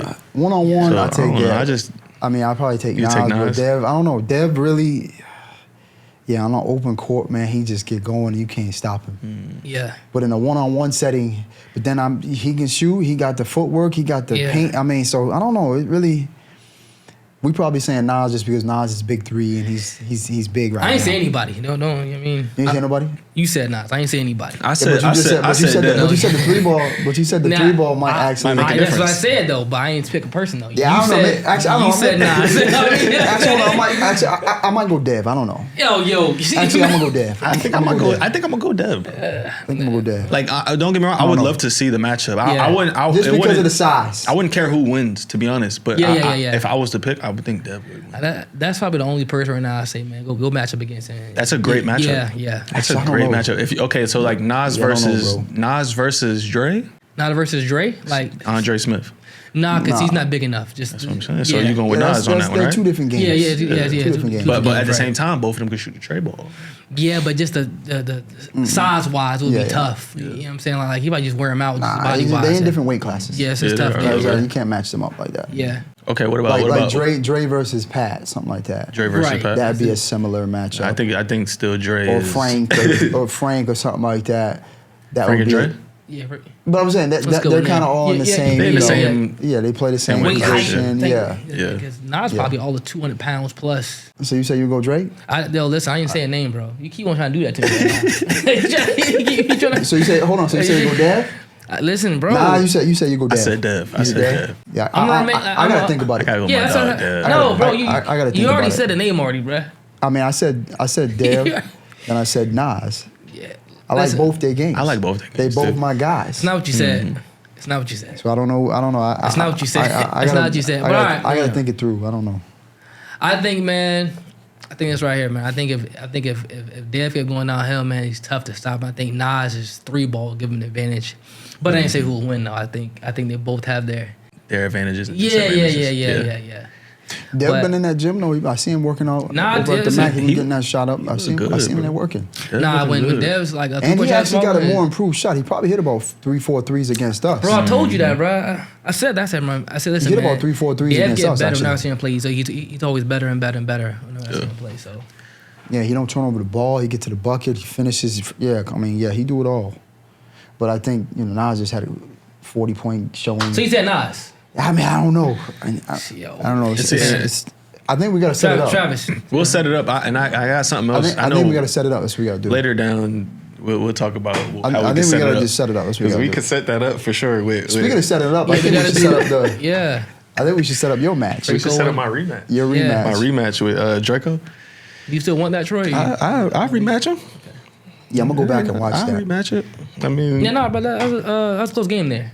That was a good game. But see, it's crazy, right? It's like very similar games. That's why you guys have very similar games. Yeah. and Drake, I somebody- think Draco tried to dunk on you though. when that, I don't think he tried. no, he did didn't he? try to dunk. Nah. It gotta be a blow by to get dunked on. I think bro. You can't I just- feel like he tried to dunk. I feel like Nah, he didn't maybe do I'm that. tripping. Maybe the three. But I would- No, I feel like he tried to dunk it though. I feel like he did. I can't remember, to be honest. Nah, I feel like that he ain't- pump faked you. Nah, nah, you watched a Took different two video. dribbles. No? That was crazy. Now you talking. I don't think so. No. I don't know, He maybe trying I'm to play you tripping. now. I You don't trying know. to play me now? Yeah, he's trying to play you now. Yeah, B. He's trying to play you now. Nah, anyway, Draco's my guy too. So Yeah. Nah, but I would rematch Draco. You know what I'm saying? You know Yeah. what I'm saying? Just to let's get we back should set those active. matches up. We could do versus Troy Draco. versus Draco. Devin versus He's like Dev versus I feel Nah. like Dev he's versus like- Nas, and we can even throw one more in there. Who? We could throw Pat and Tyler. What or what? Pat and Tyler. Yeah, Pat and Tyler is. Pat Jackson and Tyler, or we could throw Tyler with Andre Smith. 1-on-1. Tyler has a lot of energy, bro. He's not. He's like do. a lot of Tyler's of a young energy. guy Yeah, still. he's still young, bro. Pat's good in a system in a Yeah, the 5-on-5 5-on-5 setting. Yeah, Okay, so what about Dre and Tyler? I think Dre's similar to that. I think he's more of a system guy. Yeah. Like those guys don't come down and just get theirs. Now you know They get it. they within might the say game. hell nah. Like you know what I'm saying. I mean, they gonna let's see if they comment on this. Dre, would you want to play Tyler 1-on-1? You know what I'm saying? I'm gonna get the rematch with Draco. We gonna set up Dev you want it. Harris It versus depends on Nas. Draco will give it to you. He might not give I it. mean, Draco, you could might- accept or you could decline. It's just know the Oh, offer is there man. for you, big dog. Thing You know what I'm about saying? it is, maybe what's crazy about it is, right? I think he's one of the more like, I think he's like a great player. Draco is, but like he just don't get like a lot of like love on the internet. I feel like Draco doesn't. I feel like. On the internet? I mean, Draco's. You mean? I think he gets love on the internet, but I think he is the villain kind of a little bit too. Like Yeah, I don't in know why he doesn't some of get, those like- TNT. Yeah, NXT I don't know why he doesn't TNC, get like excuse more like acclaim. Like, you know what I mean? Because I mean, people know they know Draco. I mean, when we did that clip for him, he got a lot of love. Okay, yeah, Yeah, it's just Nas and Moon. Them guys, yeah. their games are more. Camera. They're more tailored for that Camera. one-on-one Yeah, shit. yeah. Nas footwork and then Moon. You know what I mean? The way he looked with the left to right cross and just. Hang dribble, snatch. Yeah. Right, Draco's right. more. I'm gonna cash out. Simple game like me. Like, you know what I'm saying? I'm going to knock a But I'ma three get it down. done. I'm going to get to the 1 point, I'ma get it 1 done, 3. though. Right, two exactly, dribbles. You know what I'm exactly. saying? Exactly. What do you think about bringing a pro team to the Tampa Bay area? Do you feel like basketball, like being able to have a pro team in Tampa, you feel like that's something that the city could handle? I think it could. I think the city kind of handled it well when Toronto was here playing at the Amalie Arena. Mm-hmm. You know what I mean? I think Tampa's a great place. It's got a lot of basketball history. Mm-hmm. There's multiple of players that played Division I to even NBA. Do D2, NBA, overseas, all that. People that just played collegiate, no matter the level of collegiate or pro, no matter what the level of pro was. Right. There's a lot of players. So I think the city would embrace it, to be honest. And I think it would be good. It would be able to bring, a lot of these guys together, and saying like just like how like what we're doing here. We bringing a lot of players together to play basketball, and saying we're making content at the same time, but we're playing the game we love to play. And some are playing pro, some not playing pro, some just playing it pure out of love still. Mm-hmm. So I think it'll be good for Tampa. So the reason I say that is because we've been presented with an opportunity to bring a pro team to Tampa, right? But it's through a league called the TBL, right? So you Mr. remember Harfouche that you was talking about, right? You remember the Tampa Bay Titans, right? So they were through the TBL when that was up and going. So the owner of the league, his name is David Magley. He reached out and he wants to have a meeting and talk about bringing the TBL to Tampa. And it's a fully, it's a pro team. The players get paid, his staff, his season. It's the real deal. There's 38 teams throughout the entire nation that are part of the TBL, and it's like Dominique was saying, it's probably the fourth largest league. You have the NBA, obviously, and I would say the Big Three is probably the next best league right now, playing on national television and all that, right? And then you have the G League, right, which is and then you have the TBL, right, and then you got to understand, like, the TBL is ran by David Magley, who also played in the NBA, so you got dreams to probably be even larger, of course. Right. So that's a good. I think that'd be a great endeavor to do. I've known some guys that played in the TBL, and this was like when it first started. But I think it's good I think it'll be good that we could have a team here in Tampa. Bring a lot of more of the community together. Yeah, I mean the TBL we were really looking at it as like a way to kind of like a farm league type thing. Yeah. Right. Something where because David, the owner, he was telling me that 300 players that have played in the TBL have went off to play overseas. A couple of guys even played in the NBA right now. Right. Right. A lot of coaches, referees, they're all playing at bigger programs, whether it's college or G League or whatever. Right. So it's kind of like a farm league type, but it's pro. Right. It's kind of like when you go overseas, they have different levels of overseas. Obviously, the NBA would be the highest. But there's other levels, right? And you can work your way up. So I think the TBL would be good for Tampa, right? But we're looking at that as a serious opportunity. I think that's the next stage for us to move to. It's good to hear. Yeah, so it's good to hear. I'm definitely supported. If we'd love to have you as a as part of that as we grow that thing out. Yes, somehow, some way. It doesn't have to be playing, because we're going to do tryouts and we're going to get the best 10, 12, right? And you obviously, with your shooting ability, you come out there and you could try out as well. But long term, I think, if we get this TBL thing running and jumping, I think this could be something where you could be a part of, maybe on this side of things. Right. I'm saying more long term, So, but I don't know. It's something that I wanted to mention to you, because there's a good chance of it happening. I'd be grateful for that. Got any current events? Any current events we can talk about? Team USA? Yeah, Team USA. Nah, honestly, I ain't gonna hold you. I missed a couple games, but I missed a few too. I think right now, man. I think right now. I mean, it's obvious right now as far as the goal goes. We got that in hand. Yeah. But earlier on, when the coaches were trying to figure out the team still and the rotation going down, I think a big story was Jason Tatum not playing. He missed one of the games. Well, he was there, but he missed one of the games. He didn't miss one of the games. He was a DNP for one of the games. So I think they played Devin Booker instead of him or Kevin Durant. So.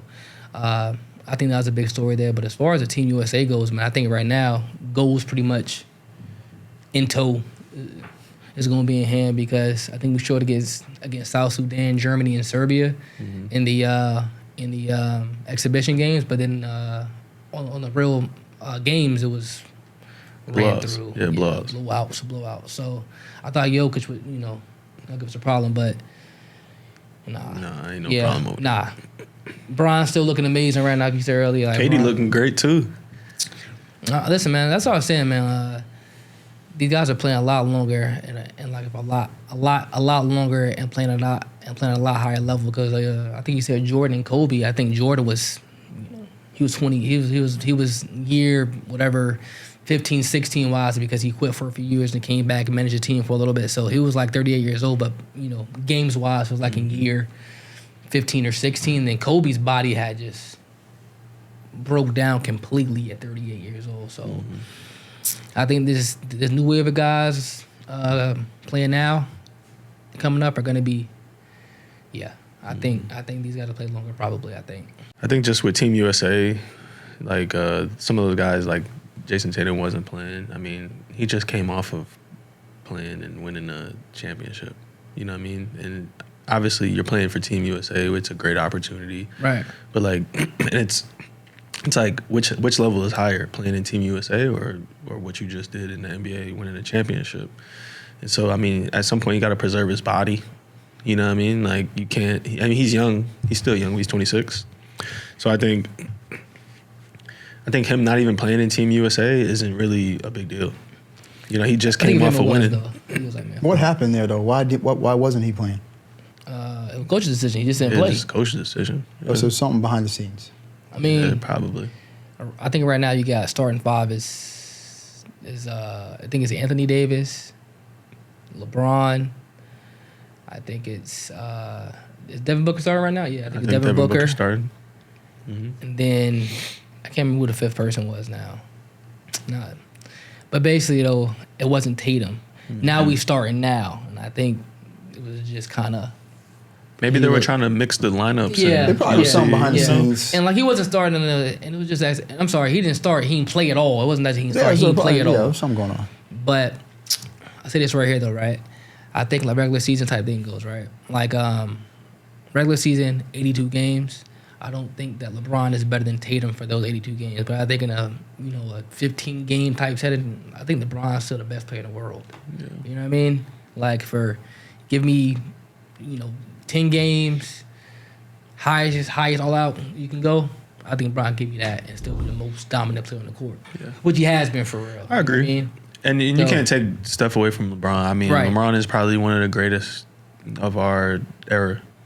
One of the greatest? He's probably the greatest. I mean, he's up there. Don't get me wrong. Like, I'm really more of a Kobe fan. Like, I'm Kobe over LeBron, to be honest. You think Kobe's better than LeBron? Yeah. For real? Yeah. That's interesting. What do you think? I think Jordan's better than LeBron. Really?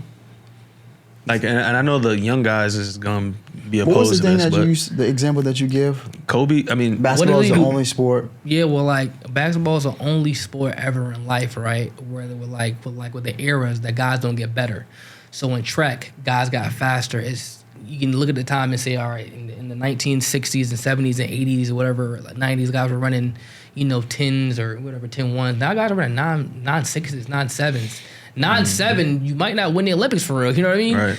So, basketball wise, it's kind of crazy that like people think that, obviously, right? Every generation is gonna have its outliers with Larry Birds and Magic Johnsons and Michael Jordans and whatnot. But like for the most part, right? Overall, like the game of basketball is gonna be better as it goes on. And better as far as talent goes. I guess in basketball, right, in its pure sense, maybe the basketball isn't as good as it once was because guys are so much more skilled now individually that the system maybe isn't needed as much.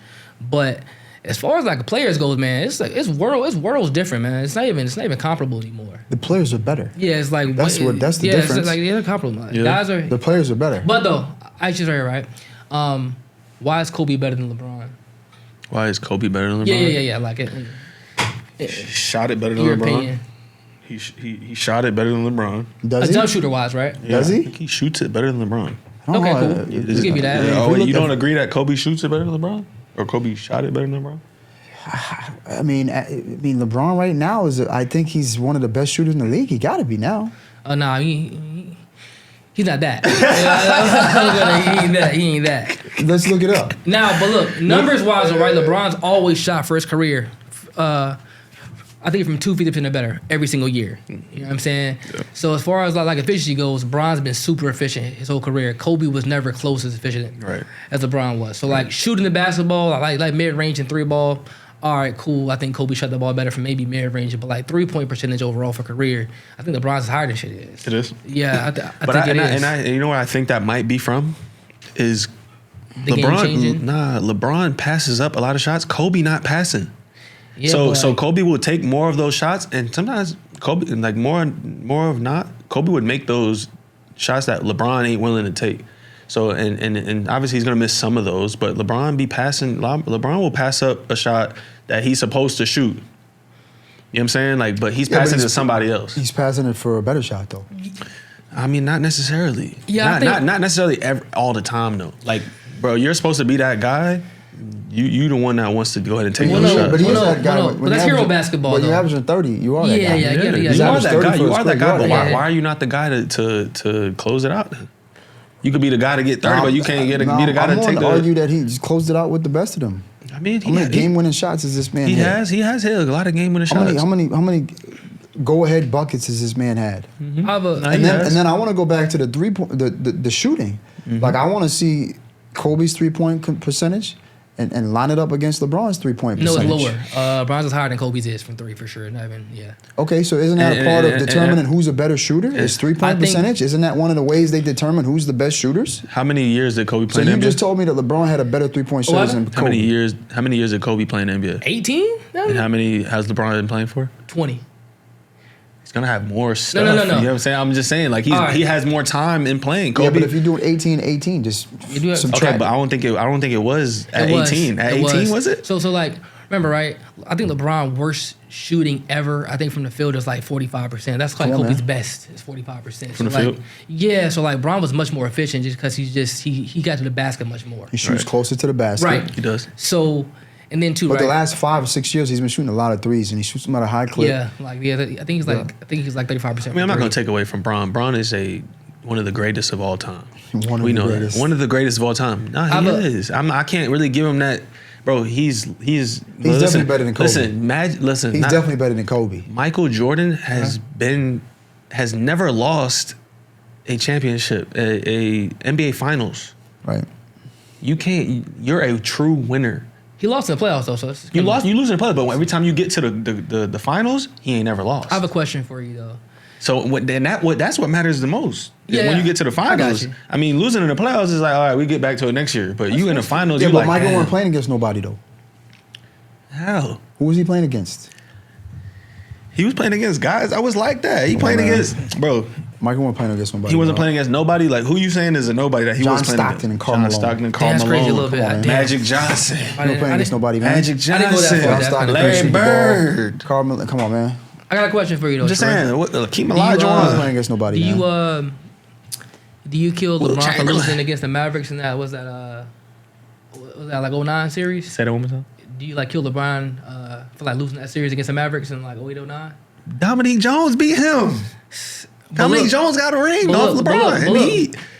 But look, right, that same Mavericks team. White boy. No, look, right, that same white boy, same Mavericks team beat the Lakers that year. Remember that? Mm-hmm. You remember that, right? Yeah. With Kobe, Bynum. Yeah, I remember to make it there. I remember that, yeah. So, like, I don't hear nothing about that right there. Nah, but, okay, so we can talk about that. I'm just saying. He lost. Kobe and them lost to the Mavericks. Right. Right. Same exact thing. But who did Kobe have on his team?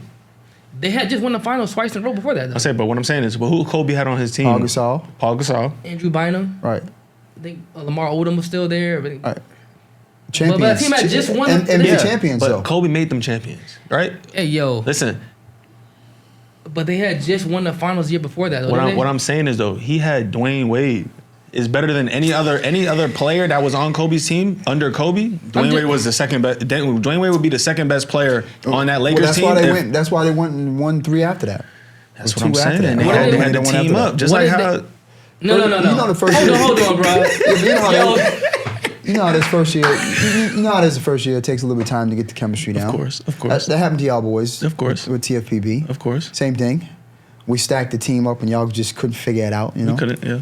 Same Need thing. that seat time, you know what I'm saying? But look, though. But, like, hold on. Who's in the Cavs team, bro, when Brown was first there, man? Daniel Gibson. He had Ilgauskas. Drew Gooden. Who are those? Come on, man. Who Stop are it, they? man. Kobe lost in the finals, brother. I think the Pistons, right? With Shaq, Karl Malone, Gary Payton, Robert Ory, them But boys. who was on the Pistons team?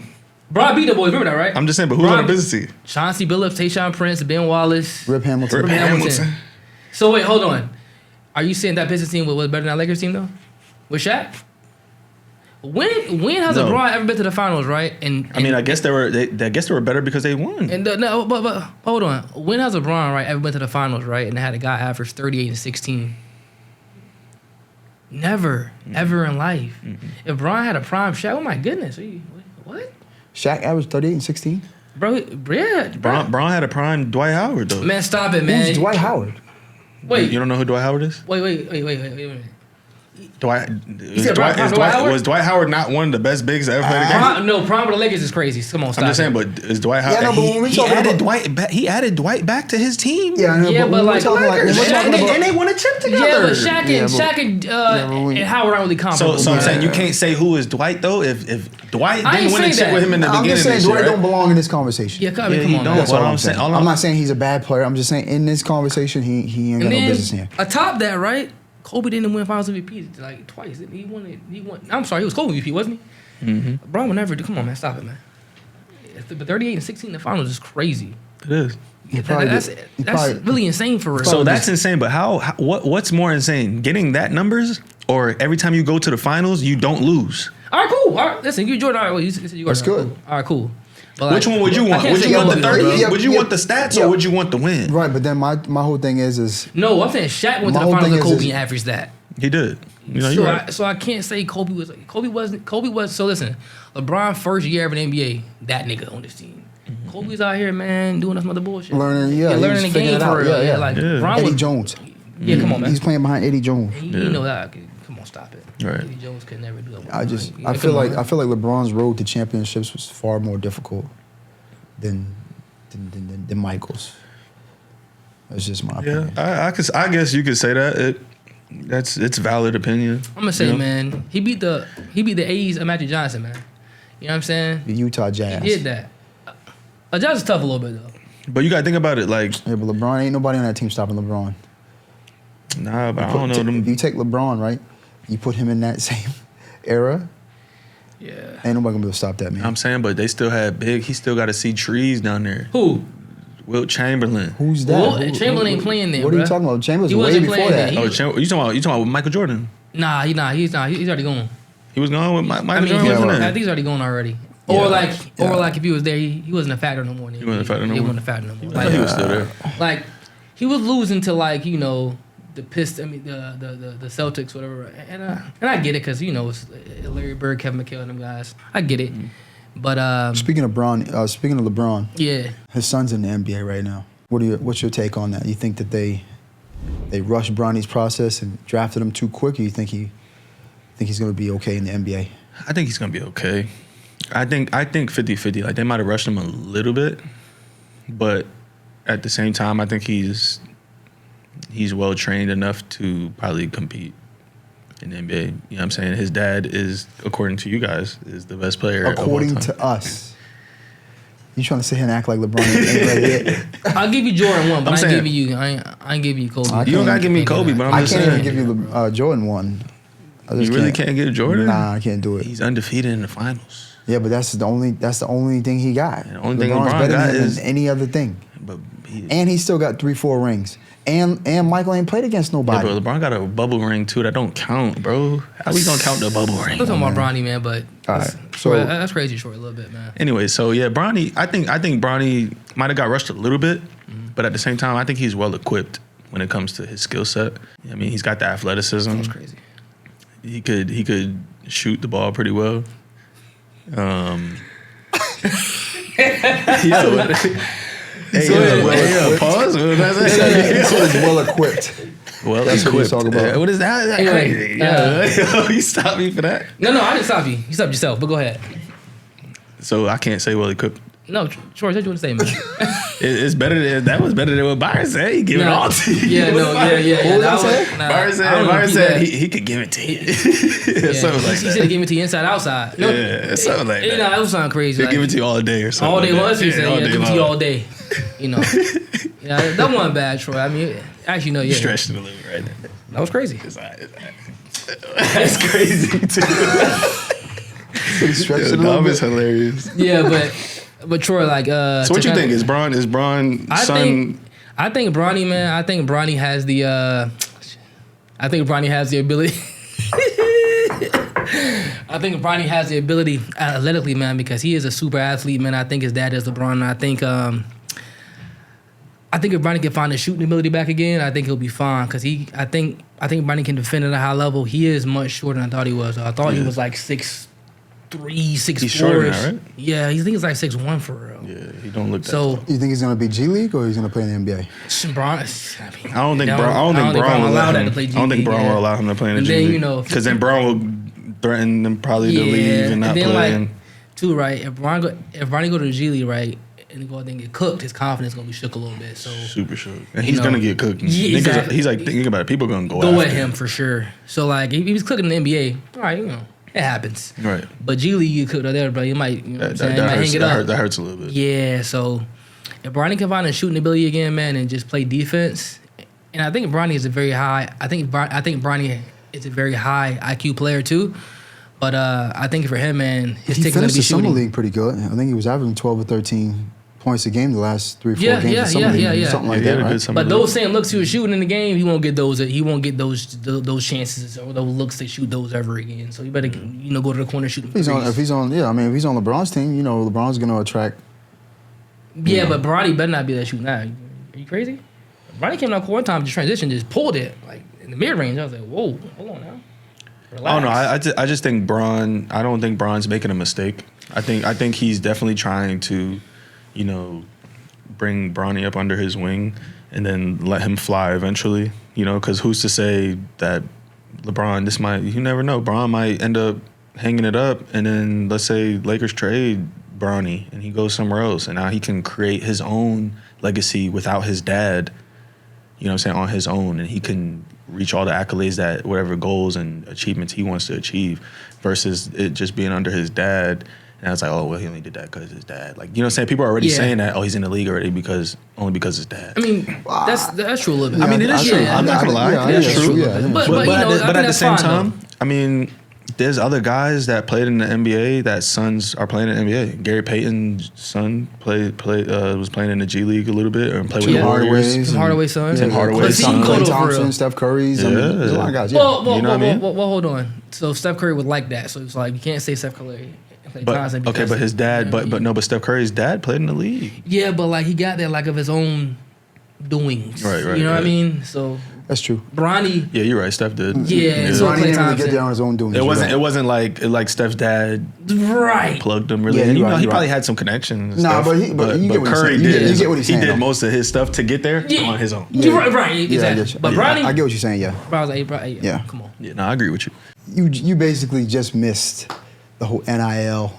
Oh yeah. Yeah, the whole NIL thing, right? You know, when you were going through college, there was no NIL yet. What are your thoughts on the new NIL rules and regulations that they got where guys are getting a couple 100,000, 50,000 to go play in different places? What's your... Actually, just missed it too. We actually my thoughts? just barely missed it. Yeah. What's your take on the NIL? My take on it is that the NCAA got to send me a check. What you mean? Why they allowing these young guys to do it now? They ain't allow us to do it back then. So like, why all of a sudden they allowing these guys to do it, but these guys back then couldn't do it, and we could have got a lot of NIL deals. Yeah, definitely. Back then, bro. Oh my goodness. Like, you know what I'm saying? Like playing USF NBA for Tampa. That would have been. I remember when I was just as a freshman in college, like just from me trying to promote like me going to a event, like if it was a club or establishment or something, and I promoted it. NCAA reaching out to you. Yeah, I couldn't do that. Like, you know what I'm saying? Like, they would make me take it down. They would tell me you can't promote, you can't do this because we don't know if they're paying you this and the third. Like, they were trying to pocket watch us. Now they not pocket watching. So I think that they should just go ahead and send everybody a check that who couldn't do it. And I think they just closed on a settlement. That's a lot of players. Some billions of dollars. I don't think they pay everybody though. I don't think they. Nah, they're gonna pay scholarship. I think they're gonna pay scholarship players from. I think they're only going as far as back as 2016. I think 2016 to current. Right now, they're gonna pay whoever was from 2016 playing to current. They're gonna send them a check. I think. I don't know how much. 10 bands. It got to be 10 bands a season, maybe. Nah, I ain't doing that. Each person? 10 bands a season. These guys getting $100K. $1,000 a month, a maybe? season. $1,000 a month, maybe? That ain't bad. That ain't bad. Yeah, I think 12 bands. 250 a 12 week? bands a season. Yeah, I don't know about that, bro. I'm just saying 12 bands a year. What That was you're the playing. Why not? whole thing with the O'Bannons? Didn't they get sued? No, I'm sorry. They sued or what happened there? I think the video game. Oh, the video game. They the players didn't make no money off of it. Make right? no money off of it. So they ended up going after them. They sued them. They sued them. Yep. And so now they got a settlement, and that's why you see the game just came out. Again now, yeah, exactly. And now you can go back to play with all the teams from the years that were previous before with those players on it. Yep. You know what I'm saying? So and I want to say that even what they're doing now, they're still paying them garbage though. Like you're paying each player $400. $400, yeah, that's so crazy. Yeah. Bro, like what? $400 for a game that you're selling for probably $60, and you're selling millions, or you're probably selling a couple hundred million. Yo, copies, easy. bro. Oh yeah, easy. Probably half a billion copies. Yeah, bro. easy. And you're only paying these guys $400. I just think it's a scam, bro. Like they're using our likeness to make money. Like we if you don't think about it, there would be no NCAA if players didn't play in it. Right. Like if we all boycotted the NCAA, they would shut down and not be nothing no more. You know what I'm saying? They would have all this money that they made accumulated from all the players in the past. That's actually what they're afraid of, though. Exactly, that's what they're afraid Because they're seeing of. other guys go other places. Yeah, Seeing guys go overseas and all these other TBLs and stuff. Right? So that money's not funneling through the NCAA because the NCAA's had it on lock for so many years. Mm-hmm. You know, so. But it's like. So they had no choice, really, to start paying guys because guys were coming out of high school. It's like, shit, I'll go over here. I'm making an M for my family. Yeah. If y'all ain't gonna, you know, so. Right. And so like what I've been telling people too, like younger guys, is like, yo, like if you have the actual opportunity to start playing pro out of high school, go. Because why? You can always go back to college. Basketball is the only sport you can't do that, though. Or basketball and I think football, right? What? Go back to college? It's the only sport you can't, like, go pro right out of high school. Oh, no, Nah, you can. I think it's basketball football. No.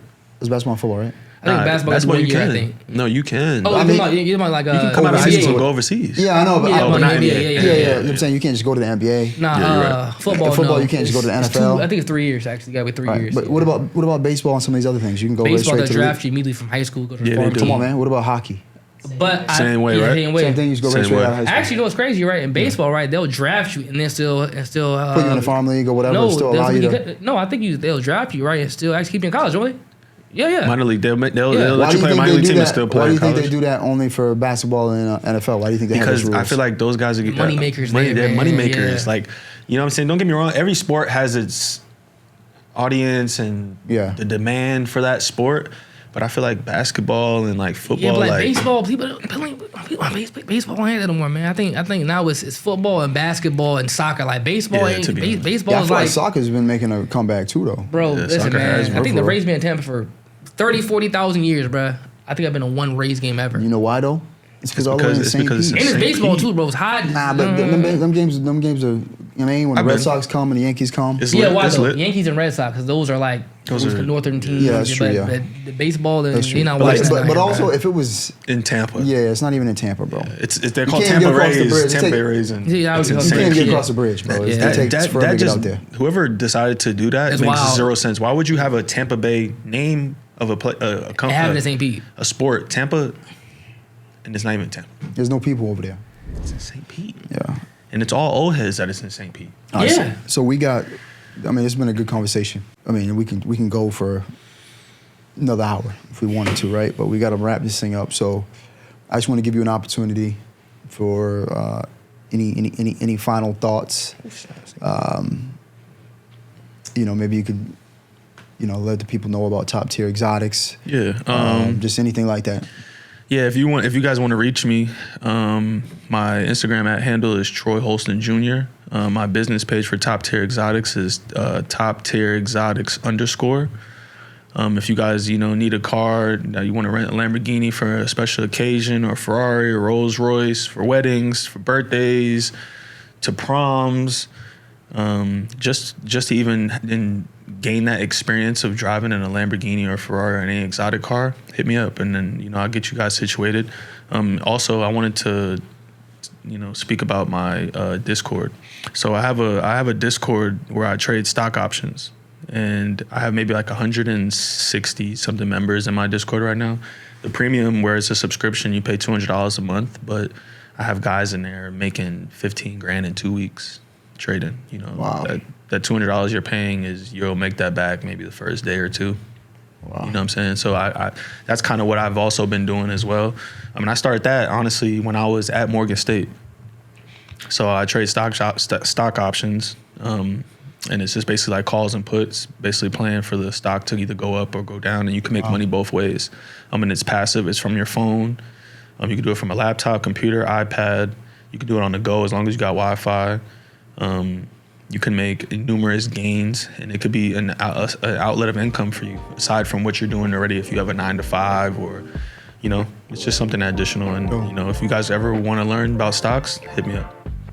Dope. My guy, Troy Holston. Thank you guys for watching. Live in the flesh, Ron Artest. Counted me out, came back. I'm a champ.